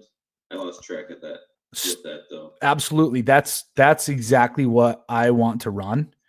Like is some sort of selective breeding technique? Yeah. Or just having that power advantage. Well, first and foremost, I recognize and realize that I can never be monogamous to one woman. The second thing is, I'm also rather, I don't know if it's arrogance. I don't know if it's just my biological imperative to do so. I don't know what it is, but I want to have numerous children with numerous women. But like I was just saying, essentially, what I'd like to have is ultimately like the queen. The queen is going to be the first woman that I kind of settle down with and I have kids with. What's that? It's like emperor and his empress. Yep. I can't think of the specific word. And then the other women underneath that are either going to be like mistresses or concubines, so to speak. And I may or may not have children with them. You feel me? So it's sort of like a Khan way of life. Exactly. Yeah. Or a king. Like if you look at the old styles of how kings used to be, this is exactly how, because that's ultimately the perk of being the alpha. That's biologically, if you're alpha, that is ultimately what if you really look at it from a sexual standpoint and a biological standpoint, that's what the king or the alpha is trying to do. He's trying to spread his genetics. He's trying to spread more of his genetics. And he's trying to attain the leadership within the pack to be that man to have the peak level sexual availability to him. And then that explains how in today's times, like there's for the throne, there's 30th place Prince Larry. What do you mean by that? 30th place, what? The 30th person for the throne, Mm-hmm. and so on and so forth. Well, I mean, naturally, I don't know if you've read my book yet, but I talk about how hierarchy is inherent within nature. I'm just getting to that part. Yeah, no worries. Yeah, so that's, I mean, there's always going to be a chain of command, because the hierarchy operates that way. And you're trying to establish it now? Yeah, I mean, essentially all of us, I mean, Nietzsche talks about it. We all have the will to power, right? Like every single one of us in some way, shape, or form, every single day that we make a decision, we're all trying to maximize our sexual market value in order to climb the ladder. And everyone, regardless of whether or not they admit it or not, is trying to become the king, right? Everyone is. Women are trying to become the queen. They're trying to keep their sexual value open enough to be able to attract that man, right? And then men are trying to be able to have it so that they could pretty much have their pick of the litter and have it be okay and spread his genetics as far and wide as possible. Yeah, the important part is having it socially acceptable. Yeah, I agree. And obviously, you know, under feminism and Christian law and Christian rule, which I argue quite a bit, especially in my new book, that Christianity is just code word for feminism. That was the biggest form of feminist indoctrination that could have ever happened, because we're not naturally supposed to be monogamous. At least 20% of men are not supposed to be, right? The alphas are not supposed to be monogamous. They're supposed to have harems and they're supposed to have numerous children and so forth. It's the betas that can lock into one woman and, you know, like operate the way of the ape or the gorilla. Correct. I mean, the lion kills off. Correct. Kills off the children. Correct. Yep. Exactly. Because that's the thing that I'm trying to talk about in this episode as well, is understanding like our base motivations behind why we do stuff. White women, like I said, they're at the top of the food chain right now. And what they're trying to do is they're trying to virtue signal so that they don't get knocked off of that podium. So that's why a lot of these white women take on these tremendous social justice types of fucking tasks of immigration, of environmentalism, of veganism, right? They're all trying to virtue signal that they're these good moral figures for society. But the reality is it's insidious, because really what it is it's them maximizing their own solipsism. It's a means for them to look as though they're not really naturally solipsistic, but instead they're altruistic. It's like their code of saying, I am the best, me, I'm the nicest here. Yep. And then they get the attention for being this moral authority of purity and all this other stuff. And the reality is they're just like, they're vicious. They're insidious. Like all their actions are insidious. This is why you never ever judge a woman based off of what she says, because she's always going to deliver sweet tomes of niceties. But the reality is you watch her actions, and her actions are never fucking conducive to what she actually does. That's very true. They act inverse to what they say. 100%. That's why you can't have women in positions of leadership.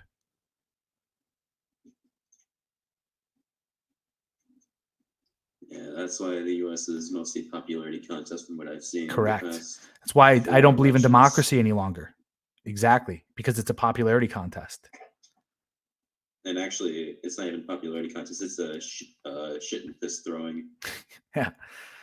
It's bonobos, man. Fucking goddamn bonobo society. It's terrible. Yeah. That's all I got for today. Cool, man. Well, thanks for calling in. I appreciate that. Of course. Good stuff. All right. I'm going to close the phone lines down unless I have. Oh, wait. I got one more call. All right. Go ahead, Daniel. Hey, bro. I just heard the part that you said about like how the Black community has like this concept of, you know, kind of saying thanks when they made it, like when Black men make it to like the big leagues and whatnot, or when they actually are successful in life, they say thanks to their mom even when they're shitty moms. And correct. It's so funny because that resonated so big with me, because I had something really particular happen to me. So my mom, she was present throughout my brother's adolescence, right? On his like 13 to like 17, 18 years old, right? but she wasn't present on mine, and we were like pretty much living with my dad. So my mom, she had a lot of that, you know, influence and manipulation on my brother, and my brother resents my dad because of it. Yep. Whereas because I raised myself with my dad all across my adolescence years, I'm pretty much like, I don't resent my dad at all. I actually like give thanks to him for all the good qualities, despite like him being harsh sometimes. Yeah. I took Firm it but as fair, a man. gift in a sense, Yep. right? Firm but fair. Exactly. Yeah. So it's like crazy, like the fucking perspective that it gives you once you realize. Like, The- my sister, she loves my dad, but she kind of resents a little bit of him as well. But my brother is like the most resentful of all of us, like against my dad. Yeah, your mom created your mom turned your brother into a white knight. It's there's an Oedipal complex that happens there. As I talk about, I've been watching the show Vikings lately, and it's a good show to watch, and looking at it from a red pill perspective, because you can see that what was Ragnar's first wife's name? Lagertha, I think. Yeah, Lagertha, I think. Yeah, she's a 100% warrior woman. She has very masculine traits, although she's very beautiful.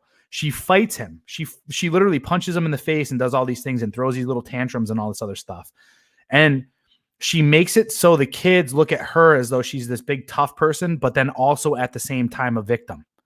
And you can't be both a tough person and a victim at the same time. So ultimately what she's doing is she's promoting herself as the victim, and she's using her son as the boyfriend, right? Like he's an emotional tampon, because she's getting mad all the time at Ragnar leaving and going and do what men are supposed to do. Ragnar's on his purpose, right? He's going and he's raiding and he's doing all this stuff. He's climbing the fucking political power. I mean, granted, he does go and fuck other women and all this other stuff, as like a true alpha should be doing. But then the mother dumps all that baggage. It's her choice. She chose that alpha male. But she was hoping that her fucking feminine mystique was going to be able to neuter him and stop him from going and doing those things. But Ragnar didn't. Ragnar kept being fucking alpha. So what did she do? She turned her son, or their son, into a white knight. As you watch the show, as you continue to watch the show, you will see, what's his name? Bjorn. All he ever does is care about his mom's well-being and going and saving his mom. So to the point that she leaves Ragnar after Ragnar came back with another wife and having more kids, knowing full well she can't have kids anymore, right? She's used up. Her value to Ragnar's gone. So she leaves, she marries another Earl who ends up starting to abuse her, and then Bjorn is there outside her door like, oh, I'm going to kill this guy. Then, as you continue to watch, who does Bjorn get involved with? Bjorn gets involved with a slave girl who's attractive but is training to be a shield maiden, just like his mother. She wants to be exactly like Bjorn's mother and be this warrior fucking princess and do all this other stuff. So he ends up knocking her up. He's on the battlefield, and the only thing he can care about and think about is her and taking care of her. She ends up getting sliced in the face, and now he's just a little bitch boy to her constantly. This is what toxic mothers do to their boys.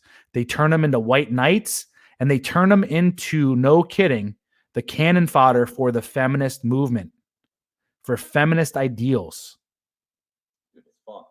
It really is. Your mom dumped her toxic shit onto your brother because she married a man that she couldn't control, and she thought she was going to be able to control using her toxic bullshit. So now when it doesn't pan out for her, what does she do? She manipulates and turns his son against him, pretty much feminizes him, and makes it seem as though the father, for being a man and going after his own masculine drives, is evil. And she did it to your sister too. So now your brother and your sister have this resentment towards your father just for being masculine. The crazy thing is, like, the craziest thing that happened to me is when I got to the States, because she's the one living here in the States, I had to go live with her for like maybe 8 months, something like that, before I could like actually move out with my brother. And what happened is that because she couldn't be with me on those 5 years, which was like from 13 to 18, which is why I got like pretty much raised by my dad. And the reason why, you know, I have the personality that I have is pretty much because of my dad. She didn't have like any involvement in that, and I'm so grateful for that, by the way. But when I came here, she was super overbearing. She was treating me like a kid, and I would push back because I'm like, these are my boundaries. You know, I'm not a kid anymore. I'm already like 19, so fuck off. And she would like push my buttons, and until like I actually said like, you know what, fuck it, I'm moving out. I'm moving out with my brother. And then she stopped doing that when she realized like she couldn't control me. Yep. It's like the same thing that she tried to do with my dad. Boundaries, man. Exactly. Exactly. And the enforcement of those boundaries, you have to have them. Like, it's so important when you speak of that. I didn't realize how important it was until I kind of put it into perspective to my whole, like, my life. And I realized, holy shit, I did that without like even knowing so. Mm-hmm. And it's fucked how like sometimes moms can be like overbearing as fuck and try to control every single move you make. And the worst thing is that sometimes they do it so they can have a chip on your shoulder. Exactly. Then they can go and play that shit against you, and they can say like, oh, look all I did for you. Look all the shit that I did for you. Correct. This is how you pay me back. Correct. It's fucked up. And that's what they do. That's what black mothers do to their sons. They go around living their life, doing toxic shit constantly, making poor decisions and doing fucked up stuff. And then they put this burden on their sons to pretty much be their boyfriends and providers for the rest of their life. So women know, and these women know full well, that they're doing everything in their power to make it so that they really can't connect and pair bond with a mate, with a man, hoping full well that they're going to have a son who is going to end up turning into their provider, that they've manipulated emotionally into being their quote unquote boyfriend for the rest of their life. Because why? Because women's greatest fear is dying alone. Their greatest fear is being alone. So what they do instead is they manipulate their son in order to be the emotional tampon and the white knight for them, to be that relationship of the boy or the man that could never, ever leave them.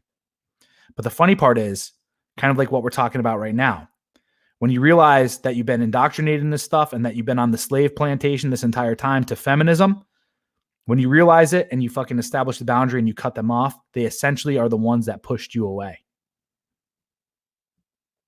Crazy. So it's everything's happening like right before your eyes. And then it doesn't appear until you actually make the effort to understand it. And when you understand it, you understand how fucking flawed even like your parents are. Correct. Like, in a way, because my dad wasn't like a perfect being by no means. No, never. At Never. least he Absolutely. taught me to be a masculine man. You know, that's the one thing that I can take from him. He was a masculine man. Even though like I think he was super blue-pilled in certain For ways, sure. like, even in the way he raised, like he was super overprotective over my daughter. And he had like an image of my daughter in his mind that was totally blue-pilled. You mean sister? Oh, like my sister, yeah. Yeah, that's okay.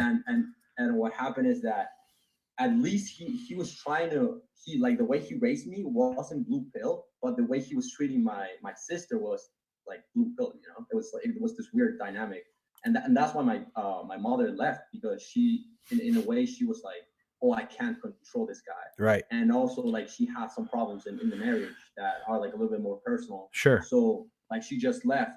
And I don't blame her for that. I mean, like, she well, can do whatever. The worst part too about, and I don't know if your parents separated, because I know that you're from Chile, so I don't know if this happened in the United States, but the worst part right now is this.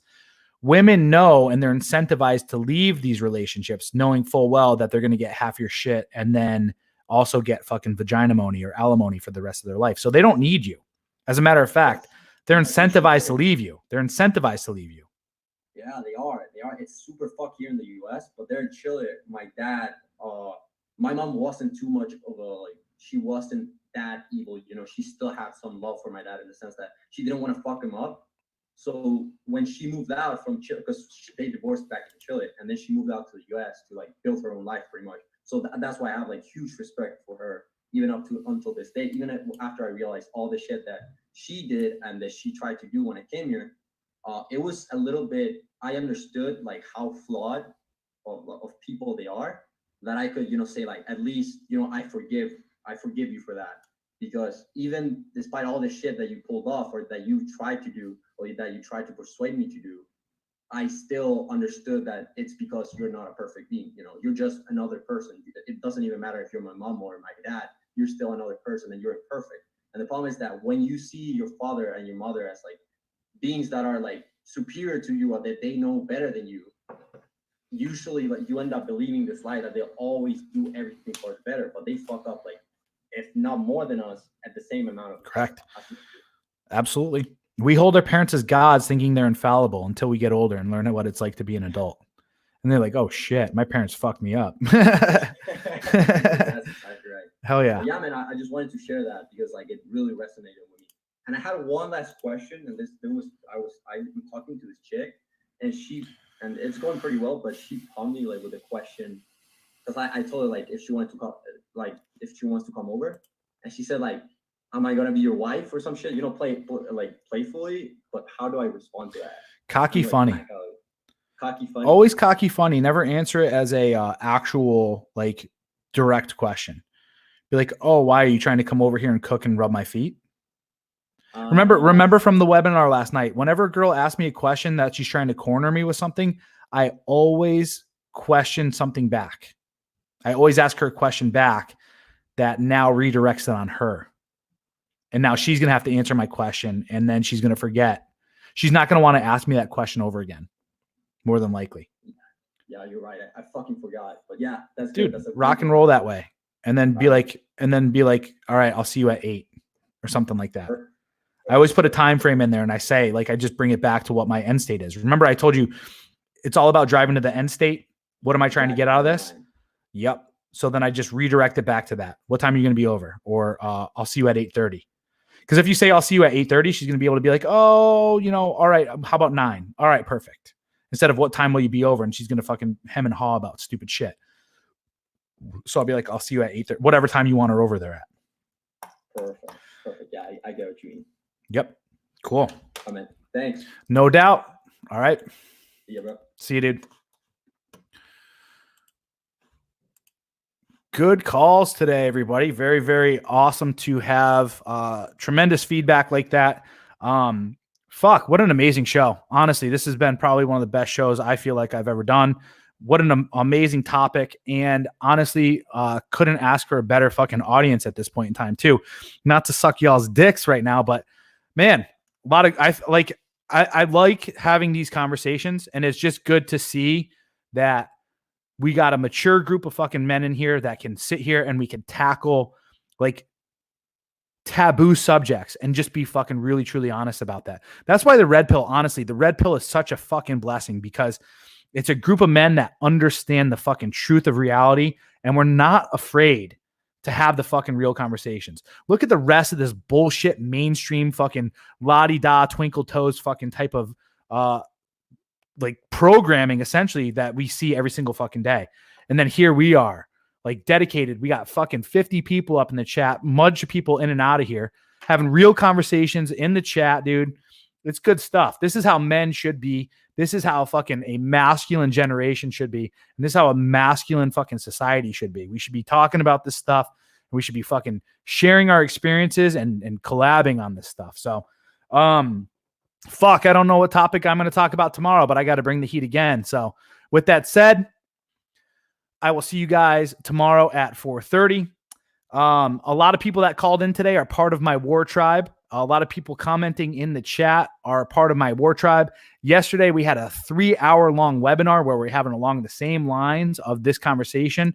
If this is a group that if you like me as a fucking figurehead, and if you like the people in the chat as well, we have our own private community where we have these conversations day in and day out. So if this is something that you're interested in doing, it's $30 a month to be part of the WarTribe. You get a webinar every single Sunday for 2-3 hours at a time on top of a group of men to have these conversations with. Do consider joining the WarTribe right now. www.thewartribe.com. Become a member, become part of the group, and help us fucking shift society in the direction that we know needs to happen by getting rid of fucking feminism and creating masculine men. That's what it's all about. So with that said, consider doing so. And I will see you guys tomorrow at 4:30 p.m. Adios.